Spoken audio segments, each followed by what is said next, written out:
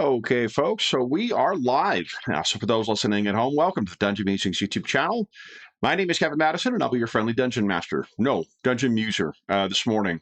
So this morning, we had scheduled our Warhammer Fantasy Roleplay campaign to continue, but unfortunately, we had, the entire party effectively was on vacation. So rather than trying to schedule something else, I thought I would take the opportunity to hop on and do a long delayed update on the channel. So at the time of recording, this is May 23, 2026. This is the first update since 2026 has started, because somehow we managed to get to May without getting an update done. Today, well, first off, I want to make sure we're actually streaming, so bear with me just a moment. And it appears that we are. Terrific. Today, we're going to talk about, or this morning, the state of the channel, so what we've played so far in 2026. I have some thoughts on some of the games that we've played. I'm going to talk about what we've got planned for, we have scheduled for the rest of the year. So some of the player pick sessions that we've got, some changes to some of our ongoing games, and then some things we're going to be doing later in the year with respect to games we had been running. I'm going to talk about some of the games that I have on my hit list for what I'd like to get to the table for 2026. We want to talk about the charity initiatives on the channel as well. And then I have long promised to talk about planning. And so I've got some thoughts on that. People have been asking for me to talk about how I plan games, how I manage the ongoing games, and things like that. So I've got some general thoughts on that hope will be helpful. I'm going to talk about these in kind of the order that I've just discussed it, but if as well there are any questions. I had one question posed yesterday as well that I'll deal with when we get to the end of the session. I should say deal with, I'll address when we get to the end of the session. But if you do have any other questions or concerns over the course of today's stream, let me know in the chat, and then I will try and catch that afterwards. I did announce this, but it's fairly early in the morning, relatively speaking, on a Saturday for North America, and for the UK and Europe, I think it's early afternoon, early evening, but in any event. So the games we got to the table thus far this year, let's start with that. So the games we played so far this year include Ars Magica, Cosmere, Savage Pathfinder, Draw Steel, Advanced Dungeons & Dragons 2nd Edition, Warhammer Fantasy 2nd Edition, Mithras, Mythic Britain, Star Trek, the Next Generation RPG, Wrath and Glory, one of the 40K games that Cubicle 7 publishes, Legend in the Mist, Mass Effect, a fan-made game that is based on the D20 engine that is set in the same world as the video games, Warhammer Fantasy Roleplay 4th Edition, Marvel Multiverse RPG, Shadowrun 6th Edition, the Old World RPG, so Warhammer the Old World RPG, I think is the technical name, Pathfinder 2nd Edition, Dungeons & Dragons 5.5, and Tales of the Valiant. So those are the games we've run thus far this year. It's been, the list isn't as long as I think it has been in past years, but that isn't reflective of less games played. We played a lot of these a lot more than we did. We've spent, I think, at least 3 sessions with most of those games. The one exception might be, actually, there's 2 exceptions for sure. 3. AD&D 2nd Edition, we played just the one shot to celebrate hitting 10,000 subs on the channel, which I guess is something else I should talk about. Warhammer Fantasy 2nd Edition was just a war story thing. And then Mass Effect. Oh, that's not, I stand corrected. There's a bunch of these that are player pick games. So one of the things we said, I decided at the start of the year was to, for one, I wanted to run some games that had been picked by some of the players last year, or that seemed to be quite popular on the channel that we hadn't played in quite a while. So I wanted to get some of those to the table. I also started offering players on the player roster an opportunity to pick a game, and then I'd run it for them for the birthdays, because we have, a bunch of players. Initially, I had planned to run 2 sessions of most of the games that we had picked. So some of those include like the Ars Magica game, what were the other ones? Ars Magica, I can't remember what the other. Oh, Shadowrun 6th edition. There were 6 games that we were going to run uh, every month. We were going to run a session of it, and then very quickly we found that like we were not able to have the same people on a month-to-month basis, so it just didn't really seem to work out. And then we also replaced one of them because of a charity session we wanted to run that was on a fairly timely or kind of an urgent basis. So we kind of abandoned that, and that allowed those freed up dates allowed me to fit in a lot of the birthday sessions. It's been I think a good selection of games. We've got a chance. There's some uh, really interesting standouts among those as well. But maybe I'll talk about some of the elephants in the room, as it were, first before I talk about sort of my top picks from the year. The biggest one, obviously, is Advanced Dungeons and Dragons Second Edition. AD&D Second Edition. We played one session of. Gosh, and I think so. We actually, to celebrate the 10,000 subscriber goal, we actually ran. I ran a poll to see what the viewers wanted to see, and we had like different genres, we had different games and whatnot. And AD&D Second Edition was the one that came out on top, and we ran a session of the Keep on the Borderlands, the version of the adventure that was published in I think the late 80s, or maybe it's early 90s. In any event, the version of the Keep in the Borderlands that was published for AD&D Second Edition. And in previous times we've played AD&D Second Edition, we've either gone bog standard using just the rules out of the core book, or we have used the kits from the various not ultimate, what do they call them? The handbook series. But what we had not done is made use of the skills and powers rules, which is kind of a precursor to the third edition version of the game, combat and tactics. And I can actually show what those books are. So combat and tactics was one of them. We used skills and powers and spells and magic.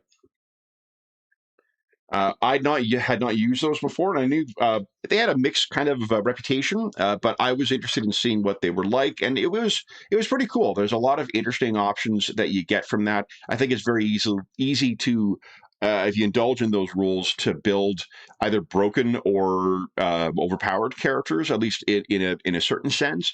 And but it was cool. Like the characters that we ended up getting at the table all felt really interesting. We used many of the rules from the skills and powers options, so it was really great seeing it back. And but like by a country mile, it was the best performing video we've had on the channel in quite a while. So it's cool that there are still so many people who are fans of that game. Um, I wouldn't say that it necessarily, I still enjoyed the game. I enjoyed the pickup things. It wasn't sufficient to prompt me to want to run it on an ongoing basis again. There's a number of challenges that come with running a game like AD&D Second Edition that I'll talk about a little later when we talk about Traveller, because there are certain games that just are, they really only, I think, shine when you have a big group, when you have players who can play off of one another, and that kind of collaborative, decision making and whatnot, can make the game overcome some of the more I don't know, not punishing, but like some of the more basic elements of the gameplay that is more challenging. You can obviously work around. It's perfectly possible to run a smaller group with either of those games, but you are having to make decisions and having to make changes to accommodate that, because the games really aren't designed to play that with that small of a group. That said, it was really, really fun to get back to it. We got a lot of really lovely feedback on the game as well. The other, concerning thing too, obviously on the channel we run a ton of different games, and from a variety of different, approaches, different types of games as well. We like to try and keep our, horizons broad, and it's always a little, not necessarily disheartening, but to hear from folks who just want to, like they've picked their champion in the edition war, and all they really want to do is just not post and say how much they love second edition, but just complain about other editions. And it's just, I don't know, like it's nothing wrong with enjoying the version of the game that you enjoy. I certainly have in a variety of different games a certain edition that I enjoy, but I don't know, like frankly, like who gives a shit if you don't like other editions? And it kind of drives me nuts when we just get comments from people who are not like don't seem to be enjoying the actual edition that we're playing, but are just inviting as an opportunity to complain about games that we're not actually featuring in those videos. So I don't know. We don't get that in a lot of other games. Fifth edition players don't come to our 5.5 games and say like, God, this is so much better than AD&D second edition. And yet second edition players sometimes feel the need to do that. I shouldn't say second edition players, a very specific segment of them. And again, there's nothing wrong with knowing the version of the game that you like. That's great. It's just baffling to me to celebrate that joy of the game and the version of the game by just denigrating or shitting on games that you don't seem to want to play. So it was great. And it was fun having such a big party. I think we had 5 or 6 players in the game too. And it's a reminder that AD&D second edition plays so quickly. Like it's a very fast moving game. So it allows you to play with that larger group without having so much of your time chewed up in combat. That said, I mean, we played a 4-hour session. One of the fights early on did take up most of the session. So, and it was a fun fight, but it did take up quite a bit of time, probably because of the size of the party. But so that was really cool. It was really great to see that, and I'm really glad we were able to do that for the viewers who did want to see a return to that, that classic game. So that was really cool. What else here? I didn't grab the copy, but the Mass Effect game. Mass Effect, the RPG, there's 2 versions of it that are out right now. There's a 5th edition one. Actually, there's 3, because there's a fan-made Savage Worlds version. There's a fan-made 5th edition version, and there's a fan-made 3.5 one that is based primarily on the Star Wars revised RPG. So it's the second version of the Star Wars game published by Wizards of the Coast.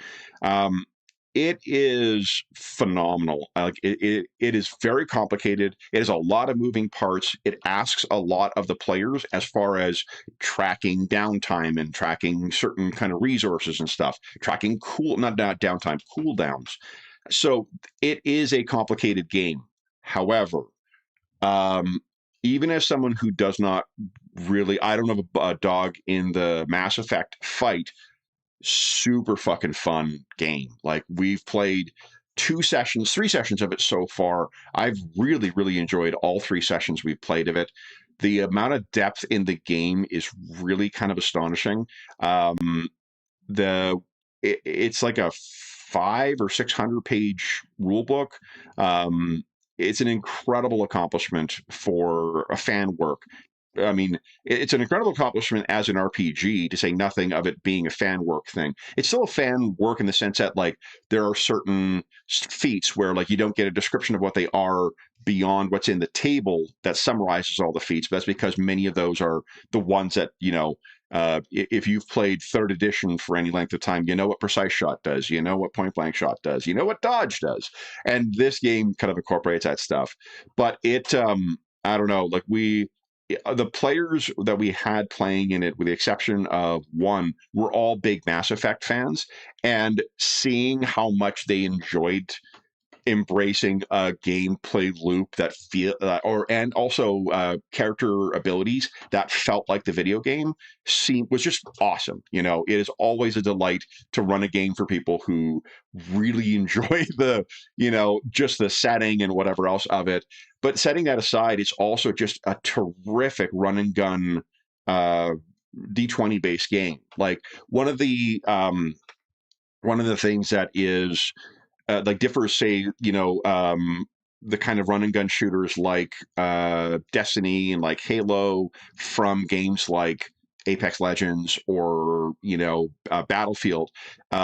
Battlefield and Apex Legends are closer to the kind of RPGs where you shot once, you die. Like you do not get a lot of warning for what's happening. Apex Legends, I know there's shields and whatnot, but like early in the game, you can be just gone if you're not paying attention, and which I've had a lot of times.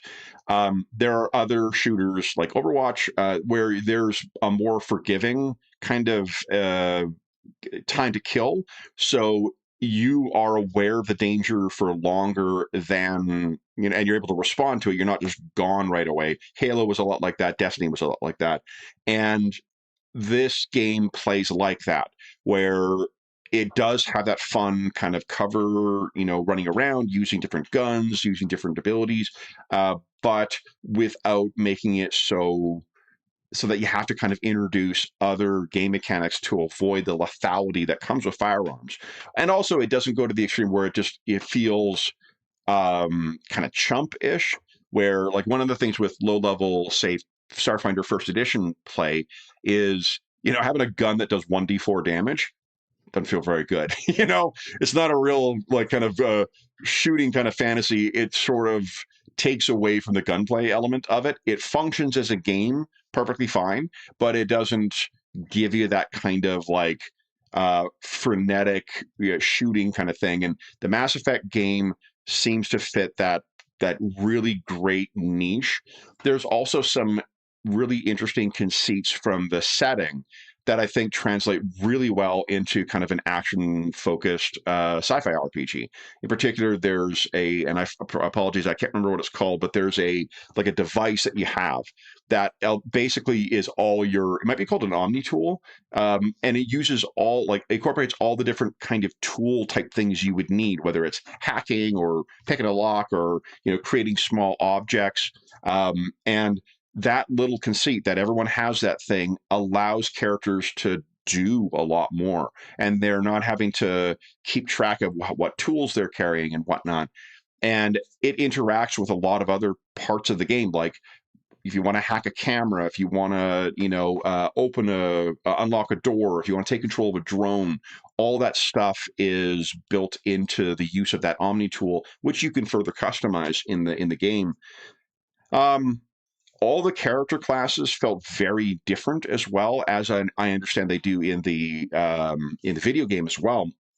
So it's just a really, really great game. It is definitely not the game for everybody. Like, it is very much 3.5. So there's a lot of feat chains. There's a lot of stuff little things to make decisions of and keep track of. I believe there's synergy bonuses to skills as well. For those of you who are 3.5 or third edition vets, you may remember that once you got a certain level of skills and certain skills, they would give a synergy bonus to another one, and that can at times be a bit of a pain in the ass to keep track of. But to be honest, if you lose track of that or you forget about that, it doesn't really matter all that much. It genuinely was one of the best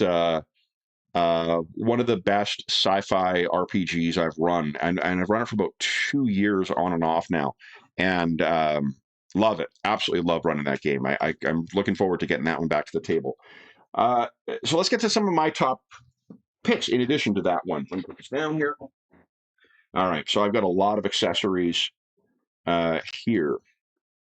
Okay, top 3. So these are the games, not necessarily they're the best 3 games that I ran this year, but I think the ones that are the most, I think the ones that had the biggest, left the biggest impression on me, for lack of a better term. So number 1, and this is in ascending order. Number 1 is the Marvel Multiverse game. So this is a superhero RPG published by Marvel that we have been playing. We've played a number of different one-shots, so pickup games with this one, and we've been playing an Uncanny Uncanny X Factor ongoing campaign with it too. The game is very. It's kind of a combat simulator in the same way that like Champions is, but it is it I think hits a really good balance of having an interesting amount of complexity, a good feel of power fantasy where you're getting a chance to feel like you've got really cool powers that do neat things, but also a clear focus on what kind of play experience it wants to have at the table, in the sense of there is all the powers for the most part are all combat oriented. So like it's a very fighty kind of game, but that's kind of Marvel Comics thing. Now, obviously, you're gonna be able to pick out, issues and certain Marvel Comics where it isn't necessarily that. There's a lot of chatting and blah blah blah. But if you look at sort of what the classic Marvel thing is, Marvel is a kinetic and action focused game, thing. There's a reason there's the trope of heroes meeting and then fighting for the first time. This game embraces that and makes it really interesting. They have powers that sort of allow your characters to fall into different roles without expressly defining classes for them. So, for instance, you may have powers that kind of allow you to control the battlefield, like Iceman. Iceman has a lot of powers that are kind of like that for trapping people or protecting allies or setting up walls or things like that. You may play a character who's a bit of a leader. Gambit and Havoc from our game have a lot of powers that are kind of like that, where they're augmenting the abilities of your allies. They are, imposing debuffs on your enemies or allowing allies to react when enemy actions are coming. And then there's, tough guys with bricks. The way damage reduction works in the game is a really interesting mechanic that it feels more consequential at the table than I think what a lot of damage reduction, like flat damage reduction, does in other RPGs, where you're just subtracting, armor from the amount of damage that you do. And then, of course, blasters. So there's people who have ability to just do damage to other targets, whether that's in melee or at range. Those are really interesting, and they're not just because of the way the powers are selected. They're not discrete categories either. You can have characters that have a little bit of, mostly blaster kind of stuff, but then a little bit of control stuff or whatever. And that works the same way. The enemies are built the exact same way as heroes. They only do not have access to the narrative meta currency called karma, and it makes for a really really fun experience. You do need to have either cheat sheets or like get really familiar with the online character sheets for it, because your characters do have a lot of powers and they all do. There are some similarities and some common themes throughout many of the powers. You'll learn over the course of playing that, oh, this power is basically just the same as this other one, only it uses a different staff. And that's, I think, a clever bit of repetition in the game design that allows you to, once you learn one aspect of the game really well, or one character, it's easy to pick up other characters as you go. But I think it is kind of necessary that you have easy access to precisely what they do, what they cost, what kind of action they are, so that the game can move along at a good clip. You would not want players flipping through the books trying to figure out what power to use or what attack you want to use or whether you've got a reaction.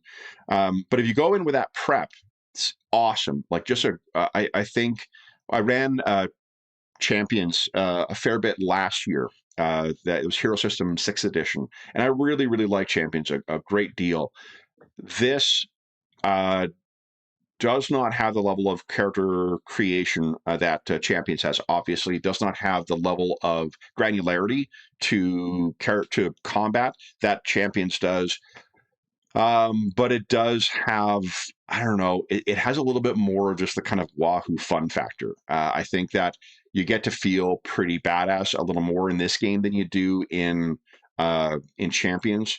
And it does, for the kind of 4-color superheroics that the game is intending to simulate, I think it does just a fantastic job of that. Again, it requires some prep, so you need to have those to make the game run smoothly. I think you're going to want to have those cheat sheets, but if you have those and they're easy to put together, it's just awesome and very easy to pick up new characters and get playing right away. Players always seem to have interesting things to do on each of their rounds, and they seem to be thinking of what they're going to do. The teamwork that emerges from play is pretty cool as well. The enemies, so the scaling in the game, it has a rubric of rank 1 to rank 6, I believe. And all heroes are somewhere within that, scale. It uses D6s. But then what you're also going to play with is, so that would be a example of like the what you're rolling for it. One of the dice is going to be a different color. You do not need to use a proprietary dice at all. This is not like a Genesis type, or Fantasy Flight Star Wars situation. You can use anything, but it's a lot of fun to play with the Marvel die. So when you're making skill checks in that game, you roll your 3d6. One of them is a marvel. If the marvel die comes up and it is a success, it is a fantastic success. If it is the marvel result comes up and it is a fail, it is a fantastic failure. The marvel takes the place of the 1 on that dice, but it counts as a 6. So it sort of weights the dice roll in favor of success, and that's on top of the already like bell curve result you get with a 3d6 roll. It also has a mechanic called edge and trouble. If you have edge on a roll, after you see the results, you can pick something and then re-roll that. So like, let's say this is my dice result. Oh, I want that. I've already got my marvel result. So I'm going to re-roll my 6. You roll it again and you take the better of the 2. If you have trouble, the other side, the DM or the I can't remember what they call it in the game, referee maybe, the game master gets to pick something for you to re-roll. Typically, it's your highest roll, or in this case, like the marvel. Like I'll re-roll the marvel die, see if I can get rid of that fantastic success. That element, the marvel die, is also used as your resolution dice. So if you're trying to determine the effectiveness of an ability or a power, like say you're trying to do damage to somebody, that's what you use that for. So it's a single dice roll game as well, where you're rolling once. That tells you everything you need to know. You're going to be rolling, with edge or with trouble, but otherwise, like it's a single set of dice that you're rolling that you may then, add some re-rolls in. The re-rolling, the edge and the trouble stuff is a lot of fun, really a lot of fun at the table, because it can lend itself to some really dramatic outcomes. There's an enormous amount of variety, even just in the core book. Like there's a huge amount of variety in the characters. You don't have the feeling of sameness. 2 blasters, Storm and Human Torch are very different characters, but they because obviously Storm can do some stuff that Human Torch can't, but they're kind of like blasters and area control types, but in combat. But the characters play very differently at the table. Iron Man and Human Torch maybe are more of a direct comparator as far as what they're doing in combat, but maybe that's not right either. I may be letting my Marvel Rivals, experience bleed over in here, but in any event, the other thing that's been really fun is writing and running something for a specific setting. I had previously thought that, well, people don't want to play existing characters; they want to make their own characters. And that's why a lot of times I leaned in the direction of champions, I suppose, or like Mutants Masterminds or Savage Worlds with the Superpowers Compendium, to make characters and then play their own. But it was one of our players, Jeff, who said, like, there's something fun about just playing those characters, like being able to embody those characters. And he was 100% right.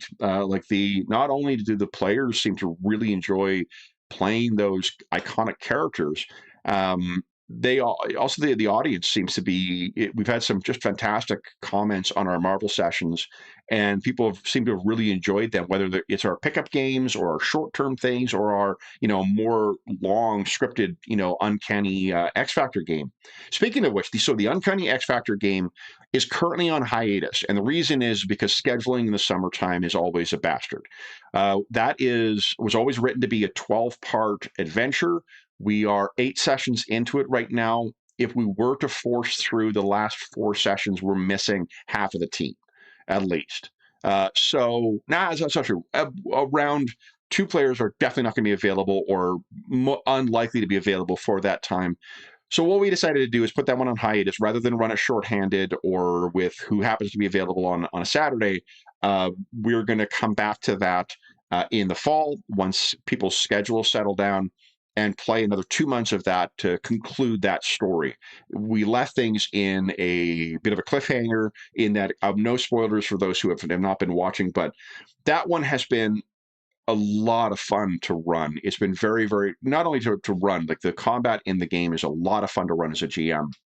It's also, it's been really, really fun writing for it. I love the Marvel Universe. Like I love the way that the Marvel U um, ends up sort of self-correcting over the decades, where it tries to reconcile new things that have been introduced into the game to make sense with the existing canon and whatnot. I love that aspect of it, and being able to draw on that and write for that has been just super, super fun. Really interesting characters we've been playing too, and seeing the, you know, seeing the way people, the players, have responded to playing the game as well. It's similar to why I enjoyed running Mass Effect so much, is that it's clear people are really enjoying playing those characters. There's some really fucking cool moments and cool things you get to do. And the adversaries feel like someone that is worthy of overcoming as well. Like we've used, jokingly, I used one of my favorite kind of like, F tier losers named Maelstrom. But it's been really fun having that character become a prominent place in this game. So hopefully it'll be a memorable part of that overall thing.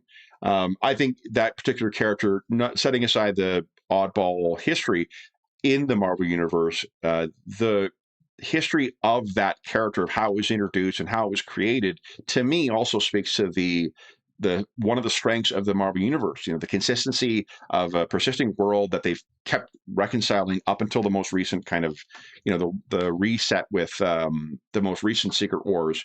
It is a lot of that character represents the stuff that's so fun about playing in the Marvel Universe. So really, really great game. I'm looking forward to getting back to that. And I imagine we're going to play some more one shots of this in the coming years. So that one is one of my real surprises. Surprise number two was the Old World.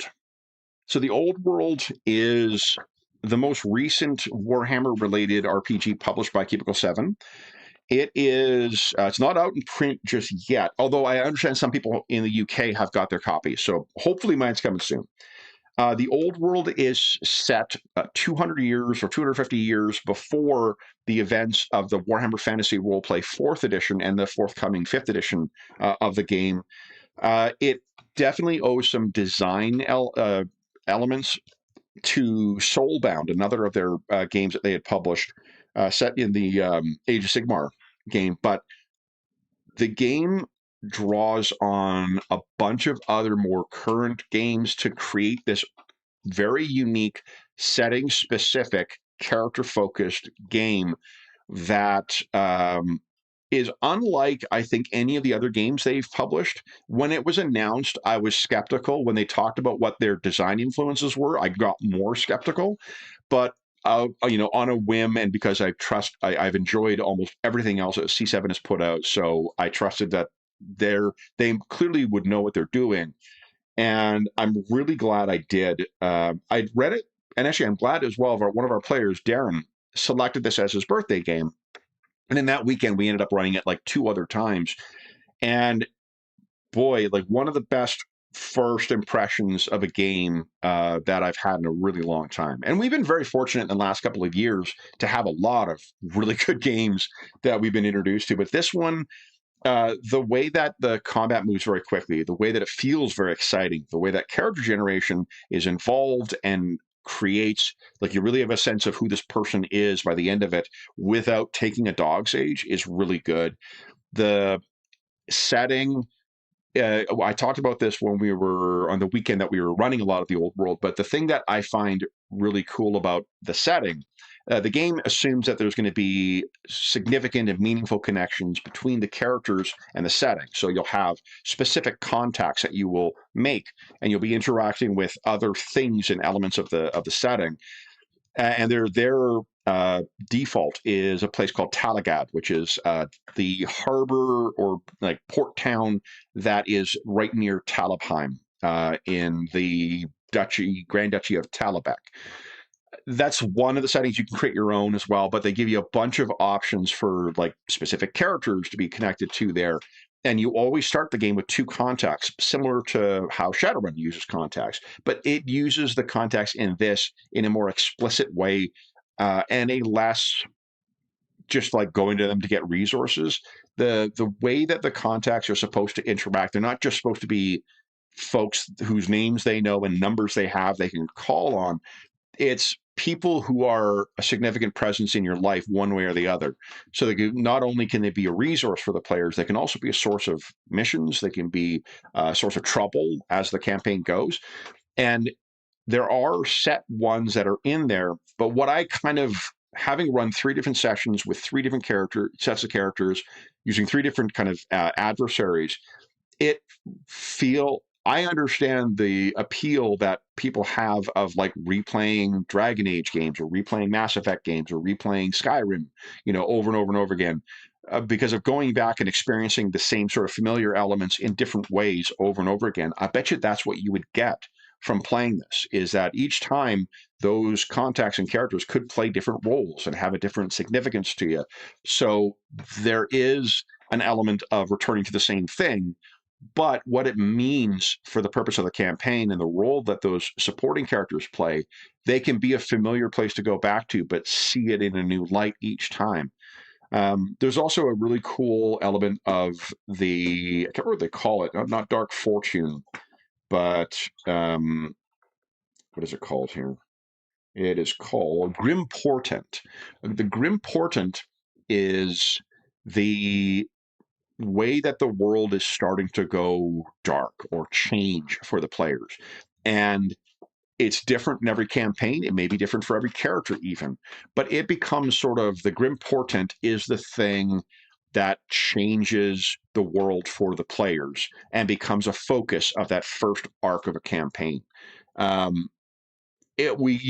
intentionally used 3 different Grim Portents for our 3 sessions we played of it, and it's really, really cool. Like every one of those sessions, I came away feeling there's so much potential in this game, and I felt that as a GM, it was a kind of sandbox that I had all the tools I needed between the player's guide, the GM's guide, and the starter set to keep improvising stuff. I will say, and I mentioned this during the sessions as well, unlike other Cubicle 7 starter sets, I feel like that one is kind of necessary or it is a third book in the core book set.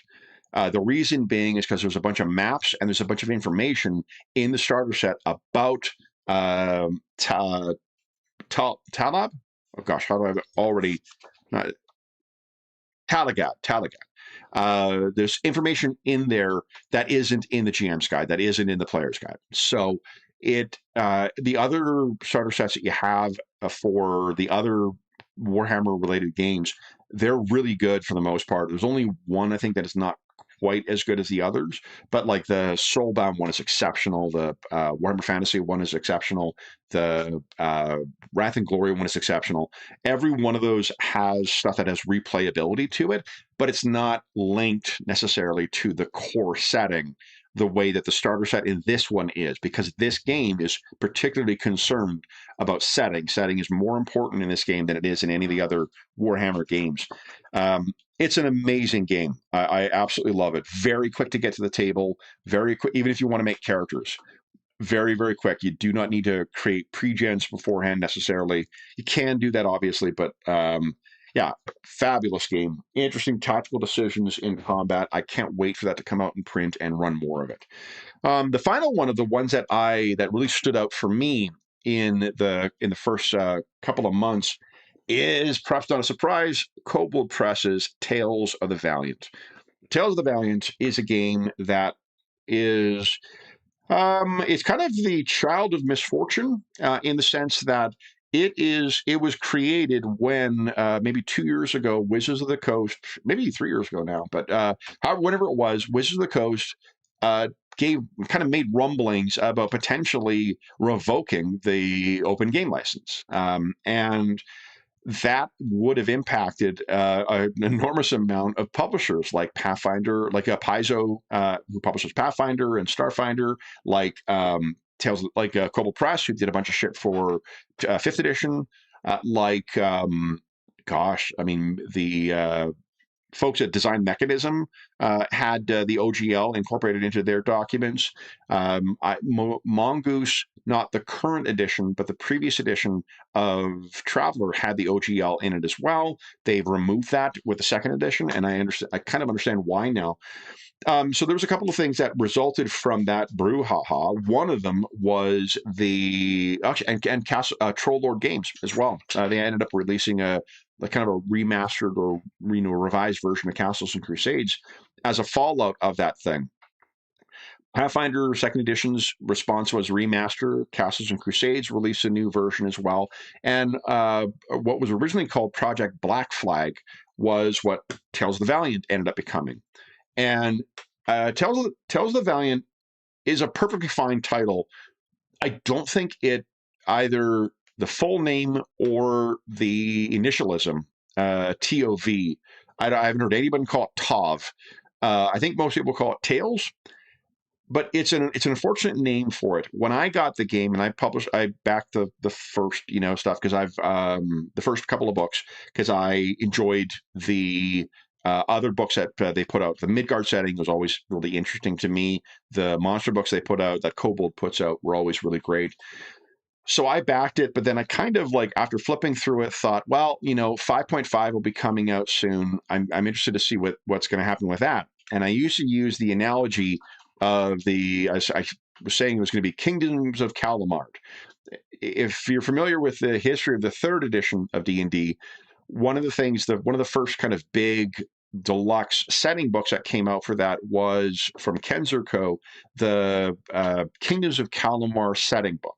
It was after we got the Greyhawk book for third edition, but before the first Forgotten Realms book came out. And when the Kings of Calamar one came out, it was awesome. Like we didn't have anything else to compare it to other than the Greyhawk book. And it was so much better, more comprehensive. It was hardback. It was color. It had great options. It was a really, really well done setting source book.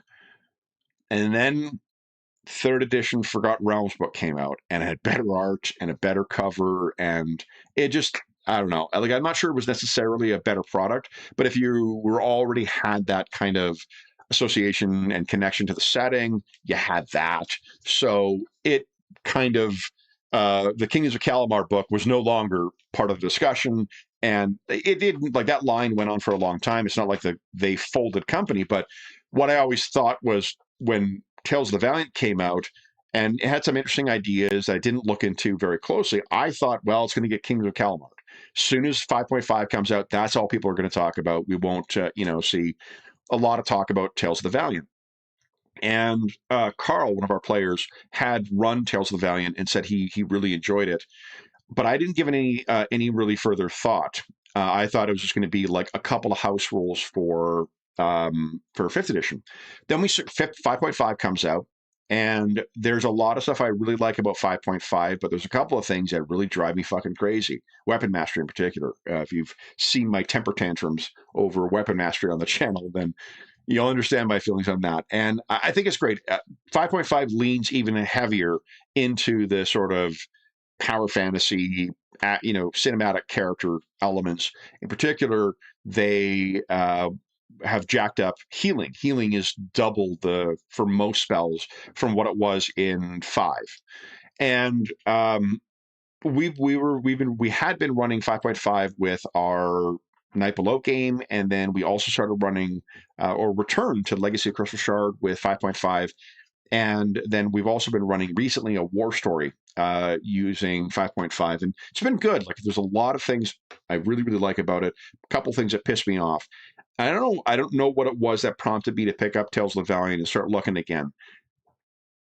And I was really, really surprised by what I found. And Tales of the Valiant is like probably 80 to 85% 5th edition, D&D 5th edition. Much of the same action economy, standard action, bonus action, or action, bonus action, and move is what your kind of action economy is, and a reaction. 5.5 makes some better use of bonus actions in the game. Tales of the Valiant takes that and improves it even further. Tales of the Valiant, for monsters, for character classes, there's such interesting decisions you have as a player. It necessitates a more complex game than what 5th edition or 5.5 are, but it pays off in the interesting things you get to do with that. That's across the spectrum, from monsters to character classes to everything. In addition, the game parses out a couple of things in interesting ways so that your background is more developed than what it was in 5 or 5.5. Your, what's now called, I think, your species, what was called race, is broken down into your lineage, which is like your genetics, and your heritage, what you grew up in. And, fuckheads are going to talk about, I don't know, like DEI or some other, bullshit for being the reason for that. Too much woke game design. But what it does is it means that your character has two interesting decisions to make to create who that specific character is. And there's mechanical consequence for each of those. So that's really, really cool. It also allows the game to kind of have ready-made versions of the sort of like alterations or iterations of the characters. So if you want to play a drow type character, you can do that by combining, to the elf with one of the heritages. If you want to play, I don't know, a dwarf in an occupied country, that's right there for you.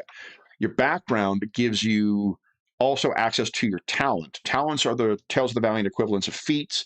They feel more like they expand the characters sideways than they do up. They don't just grant bonuses. 5th edition and 5.5 feats are quite good. The 5.5 versions are even better, I think. I like the Tales of the Valiant one even more. Tales of the Valiant has clear mechanical reasons or rules behind all of the weapons and gear and whatnot that you've got in there. Tales of the Valiant has a more interesting way of modeling the differences of different weapons. And it's something called weapon options. And it basically is like an action you can take with that weapon that you cannot do with other weapons. So, for instance, a axe has a disarm and a hamstring weapon option. Bows have, I think it's pinning options, and it doesn't mean you're automatically, doesn't automatically succeed. There's usually a feat or a save that's involved, but that's a way of differentiating the different weapons that anybody can make use of. And then for the martial characters, they can choose to use those as bonus actions, which means every round you can do your attack, but you can also do something cool that is enabled by your choice of weapons. And that kind of consequential decisions leading to interesting options is what permeates through all of Tales of the Valiant. It is more complicated than 5.5, I think. It is like if you're looking for something that is more in the on the lighter side, like it is not an OSR game by any means, but you can capture that feel with some of the options from the Game Mastery Guide. If you want to have something that's more lethal and more deadly and whatnot, if you want something more tactical as well, you can lean into some of the options from there. They've also separated out spells from rituals, which Pathfinder 2nd edition does.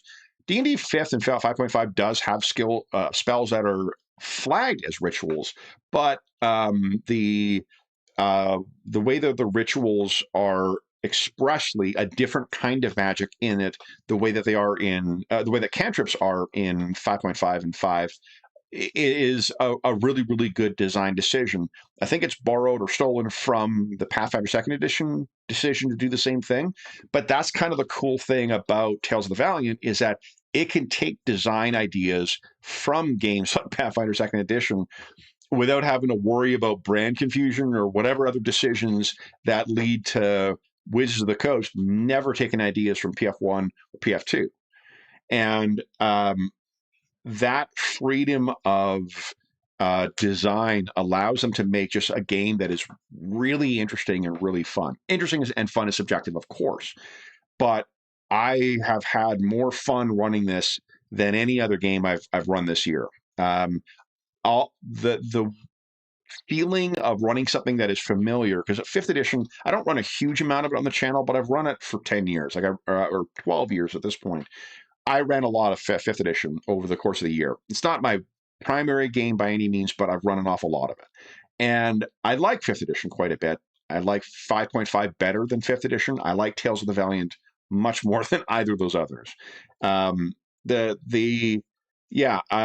the way that monsters feel like they've got, because they have bonus actions that will be unique to their type of adversary.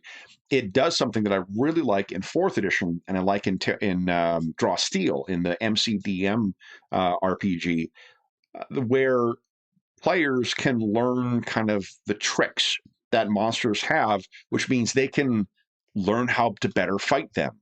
And I think that kind of learning and adapting your strategies is part of the reason why people love like the Dark Souls games. It makes for fun, or like learning boss fights in World of Warcraft. It's a fun bit of game knowledge that players can acquire that is, I don't know, that rewards them mechanically by them playing better. So the tactical fights are a lot of fun. The character options are super cool. Yeah, I love it. It's genuinely my favorite game I've run this year. I can't wait to run more Tales of the Valiant in future. I would say, in the same way that when I was more inclined to, like, Pathfinder 2 for a long time was my Desert Island game, and I loved running that more so than I did fifth edition. I still wouldn't necessarily like convert Greyhawk, one last thing before I talk about, what I would use Tales of the Valiant for. There's also a luck mechanic. So the luck is the narrative metacurrency that's in that game. Luck is generated by GM awarding stuff. So if you did something cool, you might give the players a point of luck. If they succeeded in defeating a tough adversary, you might give them luck. They also, rules is written, anytime they fail a save or they miss an attack, they'll gain 1 point of luck, and that's once per turn. The maximum luck they can have is 5. If you have 5 luck and you get 1 more, it resets to a roll of 1d4. And luck can be spent on a 1-for-1 basis to change the outcome of a dice roll, or it can be you can spend 3 to re-roll a dice roll after you've seen it. There's a Doom mechanic as well in the Game Master Guide, in the Monster Manual, or the Monster Vault.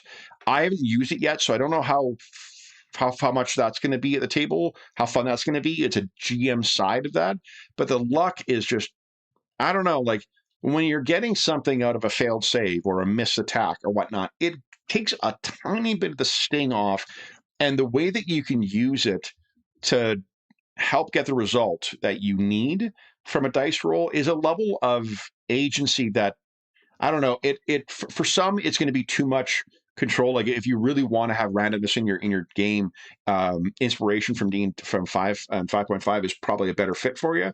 But for us, I don't know. The fact that it feeds back on its own, the fact that it can be used to achieve those results once you've got it, and by definition, the luck is only acquired through failure or through succeeding against enormous odds, from the awards from the GM. So it's not like the players are just like starting a session with luck that can then automatically dictate what your results are. It only comes from when they're undergoing hardship of failing saves, of missing attack rolls, and things like that. So really, really cool. Getting back to what I would use it for. I would not use this for running Greyhawk, or at least not for streaming Greyhawk or Forgotten Realms or Eberron or whatnot. You can, obviously, there's mechanically, you certainly could do that. 5 and 5.5 content is very easy to swap over into Tales of the Valiant. There's a terrific conversion guide that they have available in PDF for free. But for me, like what you end up having to do if I was using Tales of the Valiant in, say, Greyhawk, I have to carve off a bunch of parts of that game to make it fit in the Greyhawk sensibilities. And I don't want to do that. I want to play with firearms, and I want to play with some of the odder, species that are in Tales of the Valiant, and the more unusual pairings of, lineage and heritage that come with it. You, again, mechanically, you totally can do that. For myself, I just don't want to have to cut back the game. And that's what you would have to do with Pathfinder 1 or Pathfinder 2, or you would just have to accept that your version of those classic D&D settings are going to be different. In which case, like, why are you playing there then? Like, you're going to add in, I mean, again, like that's your jam, no problem. Like, I'm not trying to yuck your yum here. For myself, that's why I wouldn't use those things. I would much rather use Midgard or custom setting or whatever. So that's the games we played so far. Hey, everybody in chat, thank you so much for joining. I will check for questions once we get through this first sort of section here. So those are the games we played thus far. We've played a lot of games. We've made really, like, for our ongoing games, we kicked off the D&D 5.5 Orphans of Westkeep campaign this year. I've got our 5.5 book here. The only thing, I use luck in this because I like that better than inspiration, and that seems to have been a good fit for the table. That's a campaign that we're playing through a classic dungeon called the Whispering Cairn, and it is using D&D 5.5 with third level characters. It's been a lot of fun. It's been very fun seeing some new characters come together. The first part of that campaign started with the characters kind of getting to know each other and kind of getting the mission, as it were. Then it was a matter of setting up a home base not far away from where they're going to be exploring and learning a little bit about what is going on in the immediate vicinity, and also an owlbear, because it's, one of my games, and it's a D&D game, so of course there's going to be like an owlbears in it. Hey guys, what hand? There we are. In addition, the dungeon delving in it has been a lot of fun. We've had it's been really, really fun being back to kind of a clear, focus driven, dungeon delve type adventure. And we've actually, for this particular game, we're not using the Uncharted Journeys rules, which we had been using in our Night Below campaign, which are a lot of fun. But it's been fun being back to sort of a more simulationist survival experience. I love having that as part of the gameplay when you are away from town. And one of the ways we kind of reinforce that with this game is that the characters were not able to recover more than half of their hit. They were not recovering any hit points and recovering only half of their hit dice if they didn't have a safe, place to be able to camp, which incentivized them to fix up this old mining office to be their sort of base of operations. And it was fun. Like that was a lot of fun. And then them being in the actual dungeon has been a lot of fun. We've got about another 2 or 3 months of that campaign left, I think. It's like 8 to 12 sessions before we're done that adventure. And after that adventure is done, we are going to be returning to. So traditionally with that game, every May 4th, or around that time, we typically take a break and we play a little bit of Star Wars. And we played a bunch of different versions. We played West End Games version.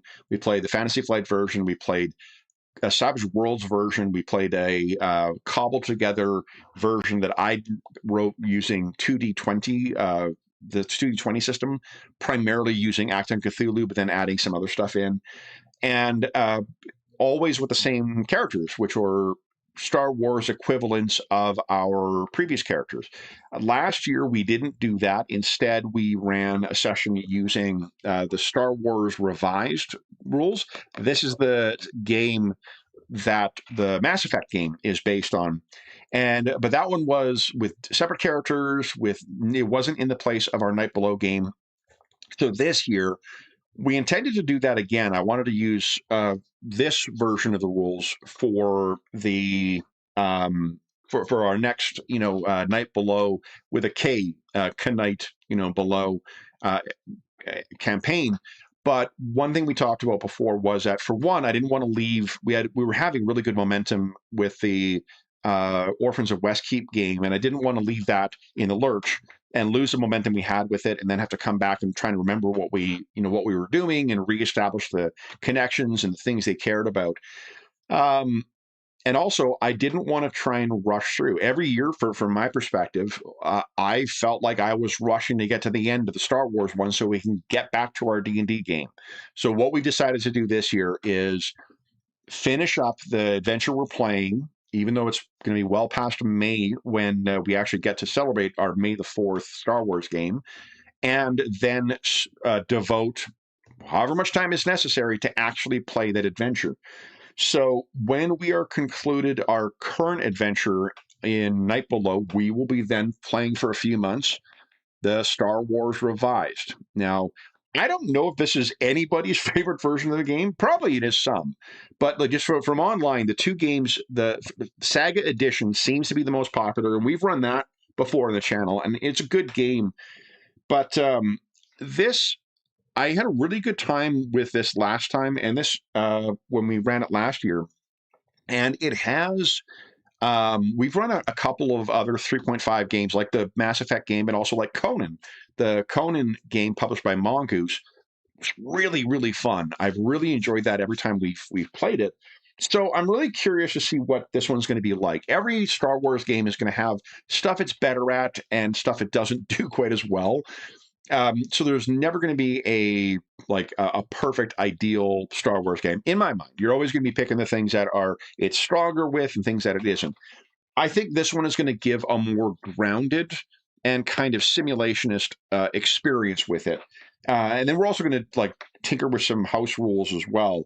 But I'm really looking forward to that. We'll be playing 6-level characters, 6-level versions of the characters. And once we actually start the campaign, I'll share the character sheets for this. So if you're interested in seeing what these characters are like, I'll also say this is the smallest game line for any of the Wizards of the Coast Star Wars games.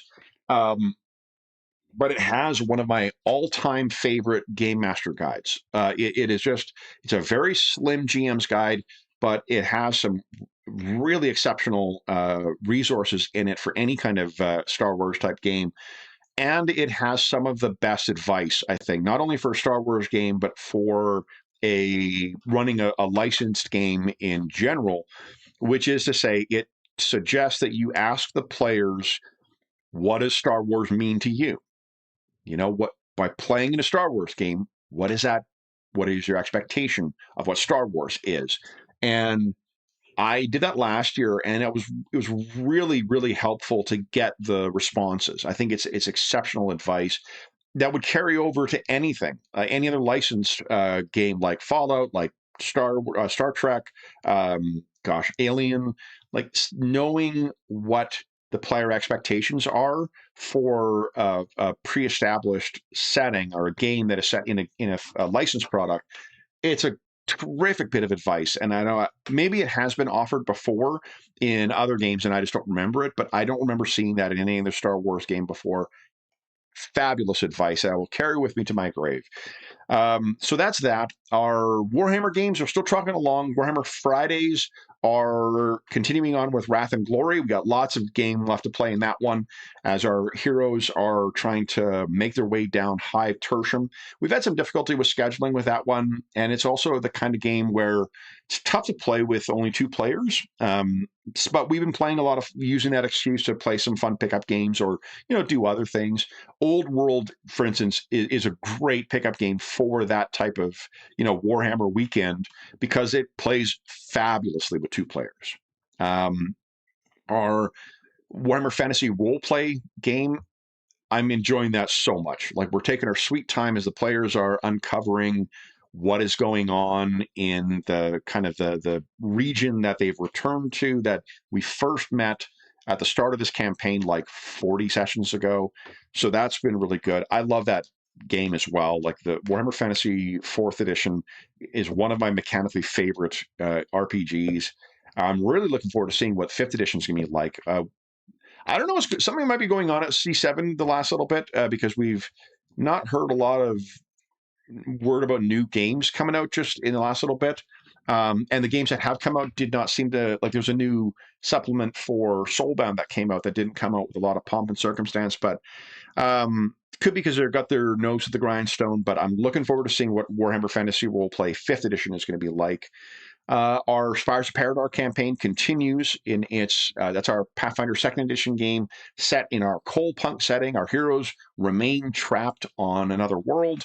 I won't say more in the event that you're interested in learning about that game, because it did come as a result of a pretty big twist.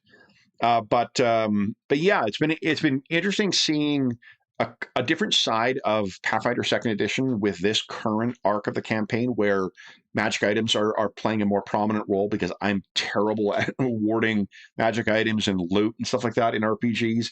So I've had to retroactively sort of, now that they're in this new place, the players have all got a bunch of gear, and it's also more action oriented than what Pathfinder is, or what Paradar is traditionally. But that's been a lot of fun too. Like, it is a good reminder how solid of a how solidly designed the game is. It really, if you follow the advice in the books for setting difficulty and whatnot, even players having dog shit luck with their dice rolls, it'll still allow for a relatively fair experience. So if you don't follow the advice, and if you do make more challenging encounters, I sometimes err on the side of more difficult with other RPGs. I have learned you cannot do that with Pathfinder 2nd edition, because the math will just brutally punish the players. So that's been quite good. Our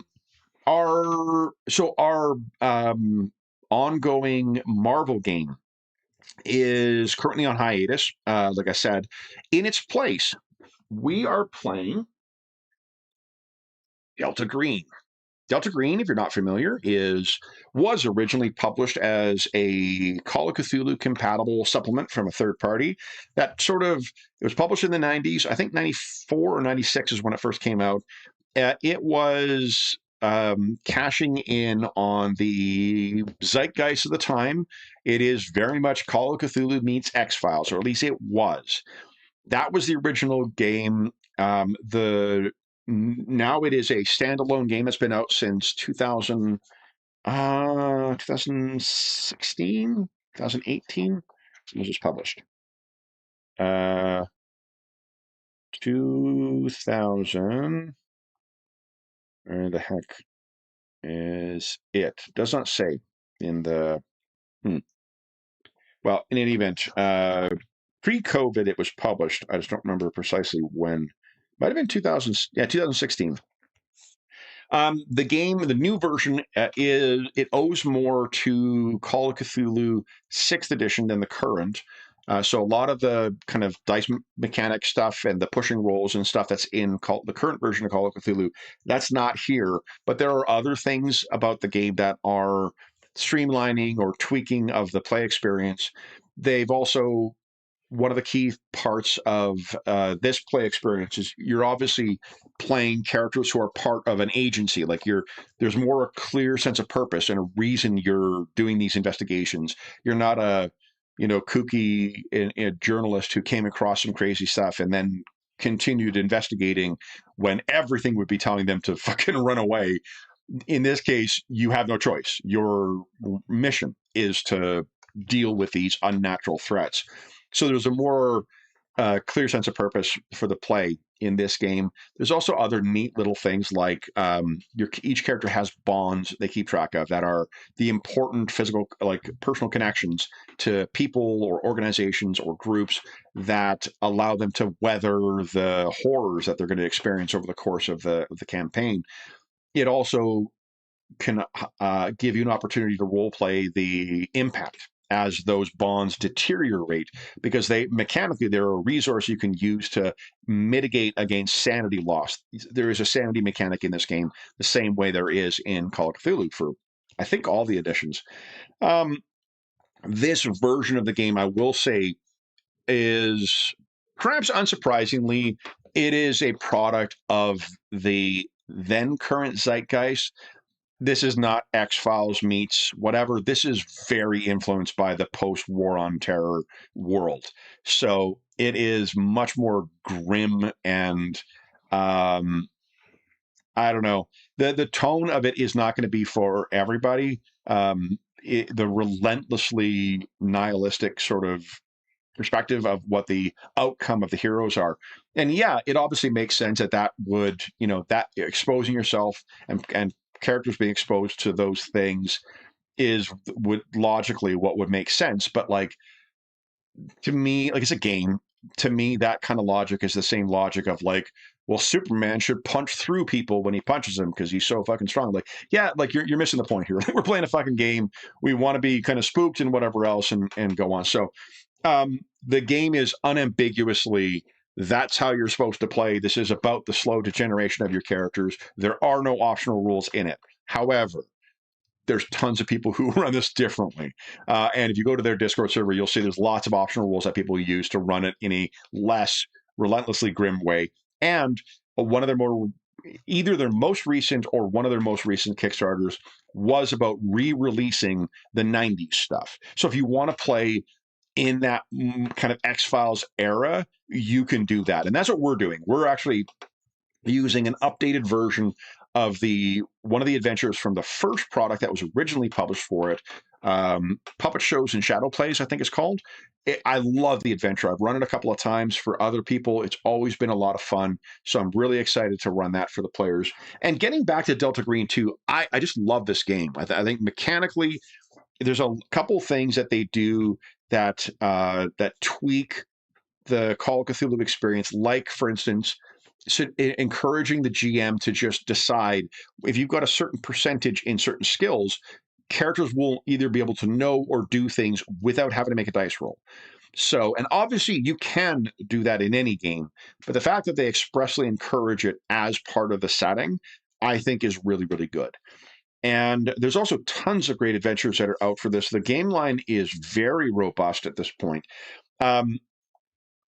They are notorious, I will say, for late delivery of Kickstarters. Now, their defense would be that they're going to release things when it's ready, when it is, they are satisfied with what they are releasing, and they do not release it until they feel it is ready. That's fine. In my mind, if you want to wait for it to be precisely what you want, that's awesome. However, it's a fucking Kickstarter. You've taken our money.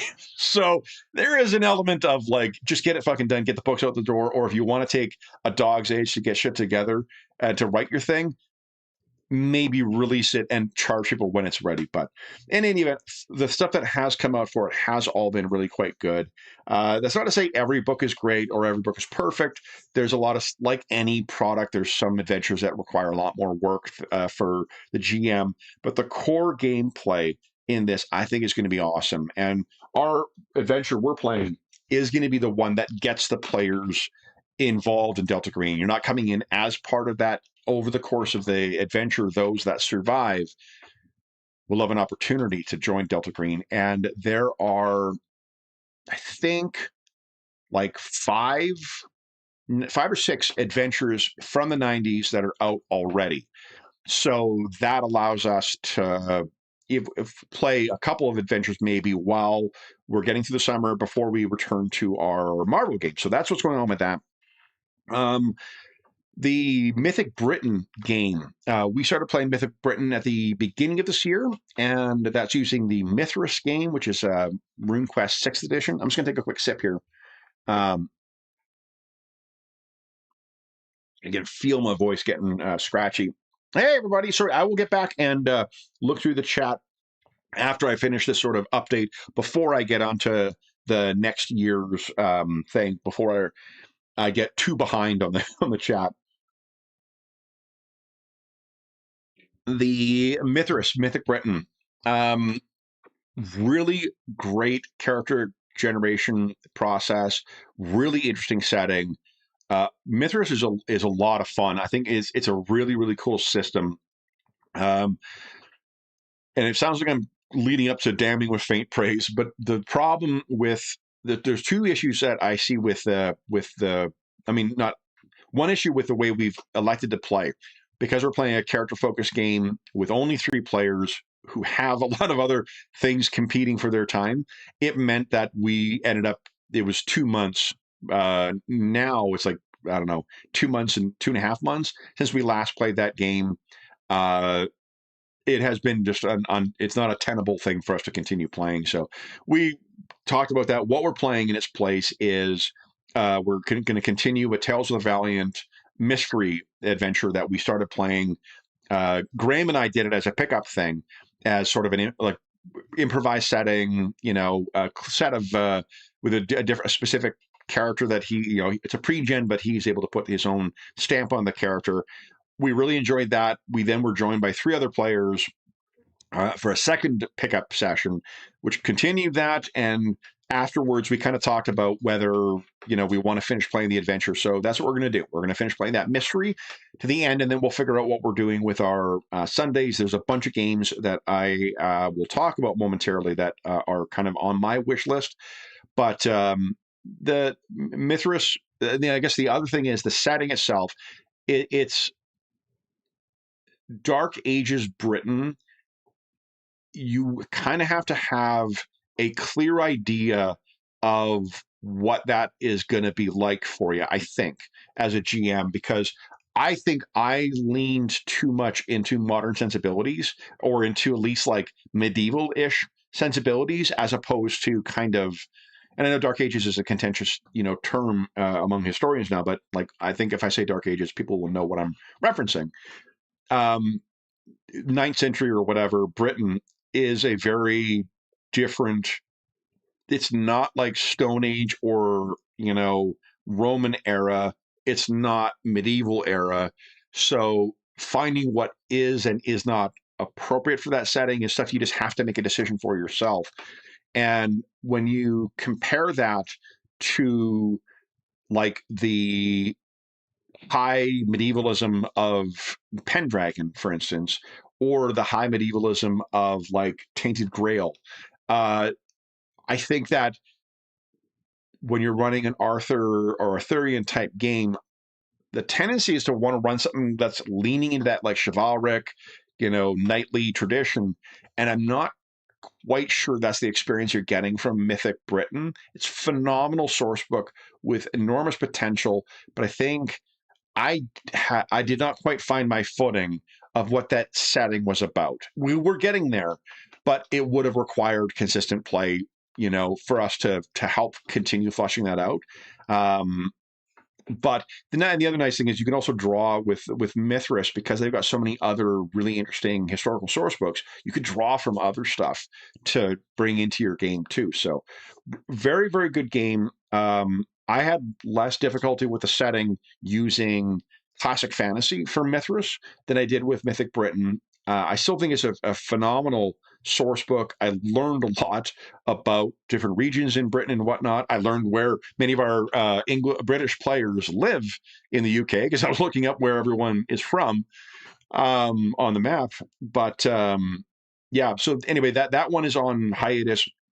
And in its place, we're playing Tales of the Valiant Coal Punk Mystery. It's not Paradar, but it's going to be very similar to the type of thing. There's D&D-esque characters involved in a mystery. It's my way of having my cake and eating it too, in the sense of the old like Mask of the Red Death box set for the 2nd edition. I love that source book, and it's kind of like that, but not in actual Earth. I think that's all of our ongoing games here. Sundays I've covered, Saturdays I've covered, Fridays I've covered. Fridays, on the other Friday, we're playing one more. So we have been playing a series of dungeons, or not a series, a dungeon in Tales of the Valiant. We're going to play one more adventure with those characters, and then we're creating characters and going to kick off a campaign playing Tales of the Valiant. Probably going to be fairly dungeon, like Saturday night. People are tired, end of the week. It's kind of fun having just a dungeon delving type adventure. And there's a source book that's out for Tales of the Valiant called Dungeons Deep that has 16 pre-made dungeons in it. All of them are one-page dungeons, and all of them have fun and interesting twists to them. We really enjoyed the haunted secret prison one that we ran through. I started running another one for another group of players in another one of our Mithras pickup games, and that likewise was really, really good. So we might just end up running a bunch of dungeons on Fridays for a little while with some new characters, or we might, make a campaign of it. I do not know. I'm just looking forward to playing more Tales of the Valiant. That's all our regular scheduled games. Before I get to some of the other stuff, let me quickly look at chat here, folks, and see if there are any questions I need to say. All right, let's see here. Oh, you know what? I don't know if it goes all the way back. Gosh, if I've lost anyone's questions, I do apologize. I know that until the stream is concluded, sometimes I can't quite go through the whole chat, so I apologize if I've missed anyone's question. If you did ask a question and I don't address it, please post again, and I'll be sure to check before the end of stream. Let's see here. Missed the... Oh, nice. Okay, so thanks, Paul. The Warhammer Fantasy Second one. I really love Warhammer Fantasy Second. That was a really, really good game. I'm definitely looking forward to running more of that. Let's see here. Hey, everybody. Okay. Planning for another game. Have I done Vampire the Masquerade? Ooh, good question. I will be getting to that. Let's see. Vampire the Masquerade have an Omni tool. I mean, it could. You do whatever you want with your game, I guess. Let's see here. Ooh, Cosmere. THX, I think you'll be happy to hear something about that. Oh, thanks, Grizz. Very kind words. Matthew, thank you very much for your generosity. Wayne, thank you very much for your generosity. I haven't heard you mention Heroes Save Villages for a long time. I know I don't. Okay, yes, actually, then we're going to talk about that during the section on the charity streams. Let's see, remembering how to run all the games. Excellent. I will get to that later in the stream as well. I'm quite worried about Warhammer Fantasy 5e and C7 in general. They've been running massive sales for a month now.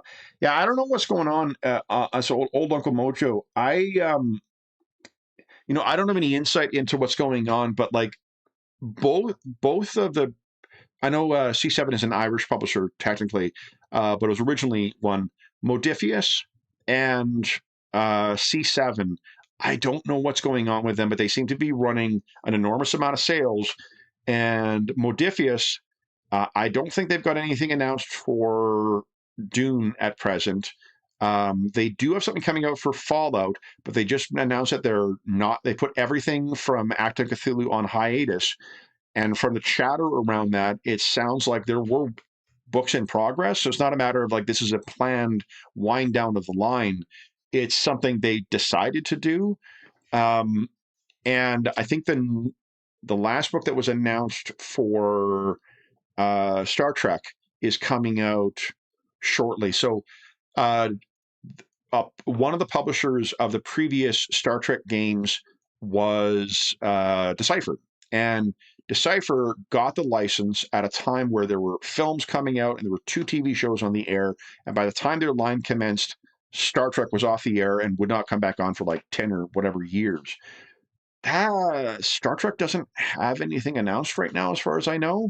So the Star Trek license, as far as being part of the kind of zeitgeist, there's another season of Starfleet Academy coming out, from what I understand. But I don't know if there's anything that's coming after that. So I think there's a film that they're working on, but it doesn't have the cultural footprint in the media ecosystem the way that it did 4 years ago.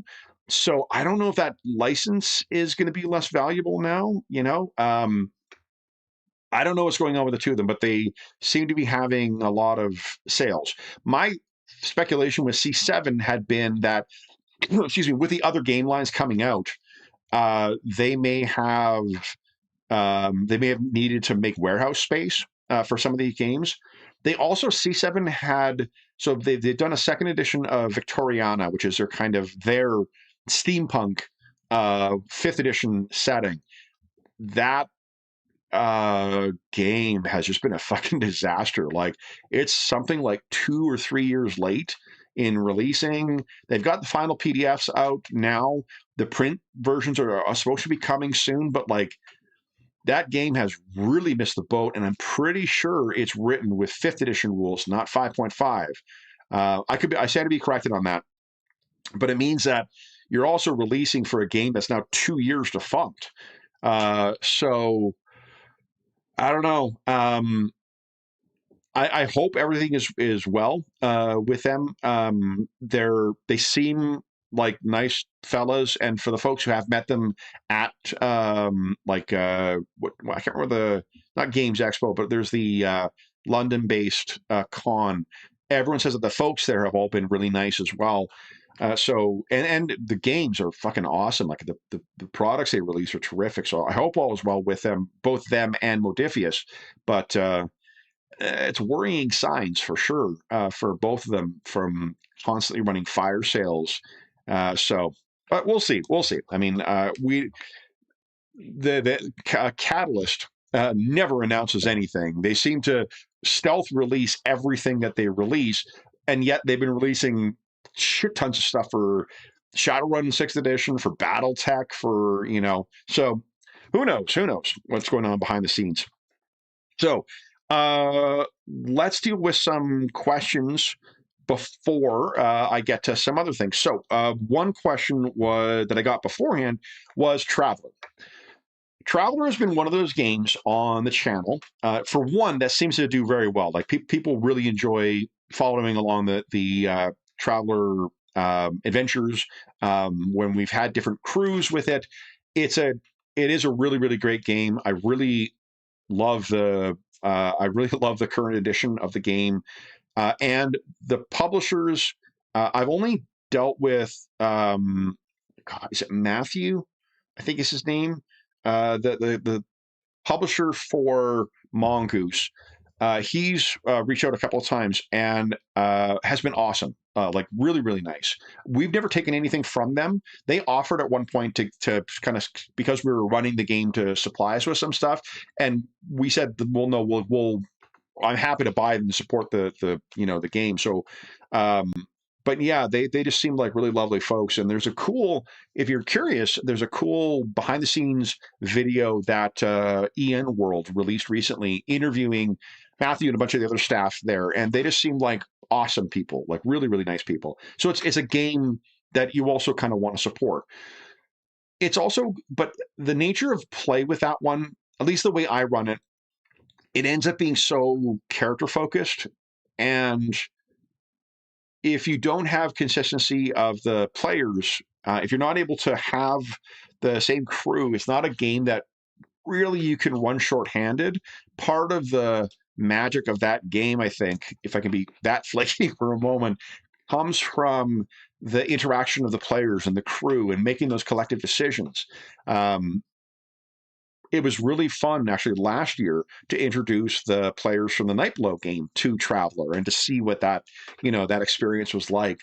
And it definitely is always going to be one of my favorite games, but finding that place in the calendar is really challenging sometimes, or at least in the schedule, particularly in the summertime.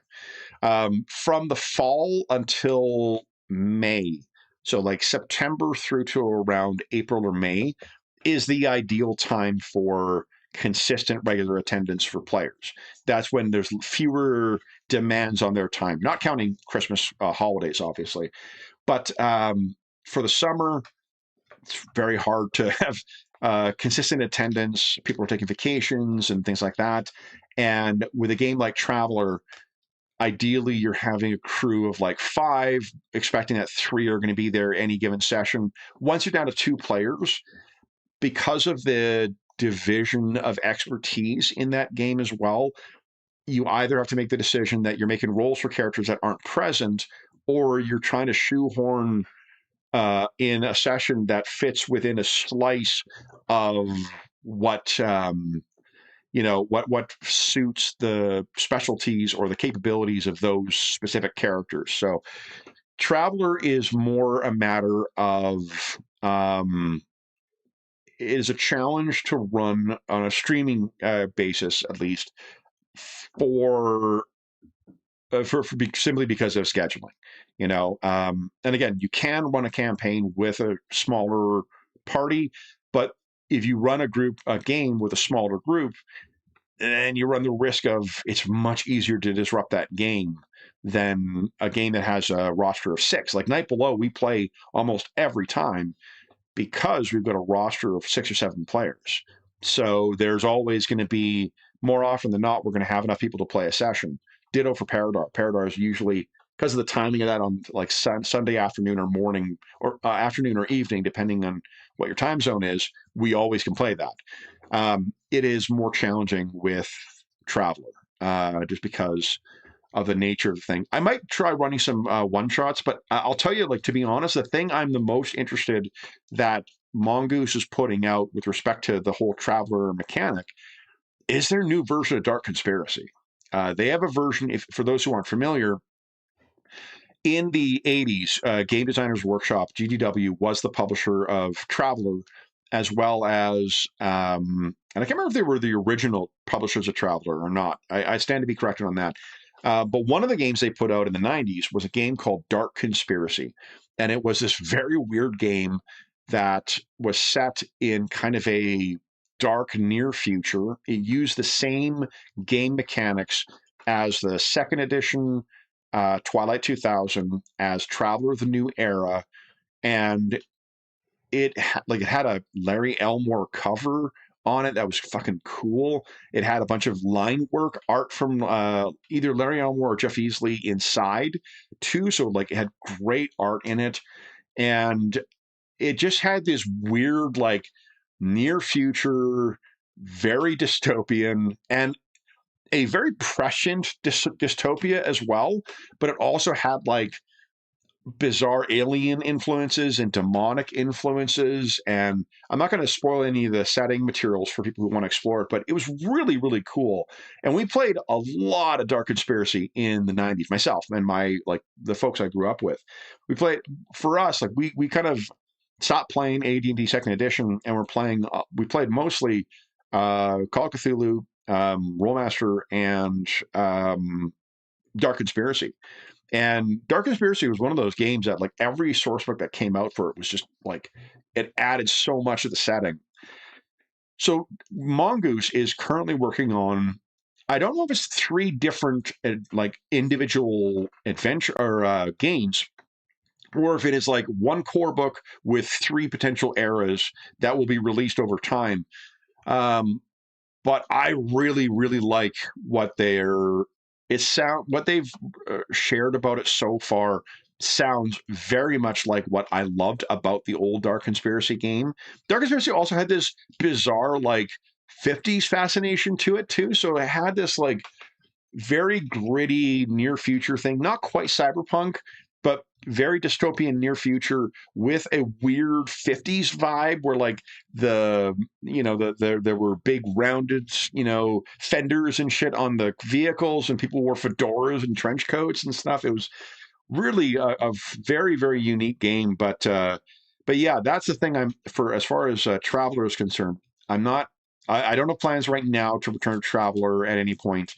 I know it is a game that but many of us really love on the channel. But at present, because of those issues, that's enough to not get me excited to try and drum up support for it. When Dark Conspiracy comes out next year, there's a really, really good chance of that coming to the channel, because I am really looking forward to seeing those games. And I think they're staggering the games as well over the course of years. Each of the games takes place basically as the world goes to shit. It starts with you as part of the things are beginning to move into motion that will create this dystopia. The second adventure or game will be set during the dystopia, and the final game, as I understand it, will be like the fight for the future. It'll be the crazy taking up arms in, what do they call them? Not empathic realms, but there's a name they had, dark realms, going to the dark realms and facing the things behind this. The setting also, like Dark Conspiracy, like Delta Green, is very much a creature of the zeitgeist. Like it has this very strong alien invasion kind of vibe to it as well. Yeah, it's a great game, and it has so from what they've described, some interesting modularity to it as well, as far as like what your conspiracy is going to be like, how your characters get involved with it and whatnot. Um, it sounds like it's also going to have some of the elements to it that I like about the old world RPG, which is to say the players will have a meaningful connection to the setting and have agency over some of the contacts and whatnot that are in there. So it looks really, really good. So that's traveling. With respect to the charity stuff, so we were going to run another charity marathon this year, and scheduling just unfortunately did not work out. There was not enough availability. To be honest, I was not as enthusiastic about it as I had been, and it's a 16-hour stream. I don't mean to say like, oh, I didn't feel like it. Like, it's not a matter of that.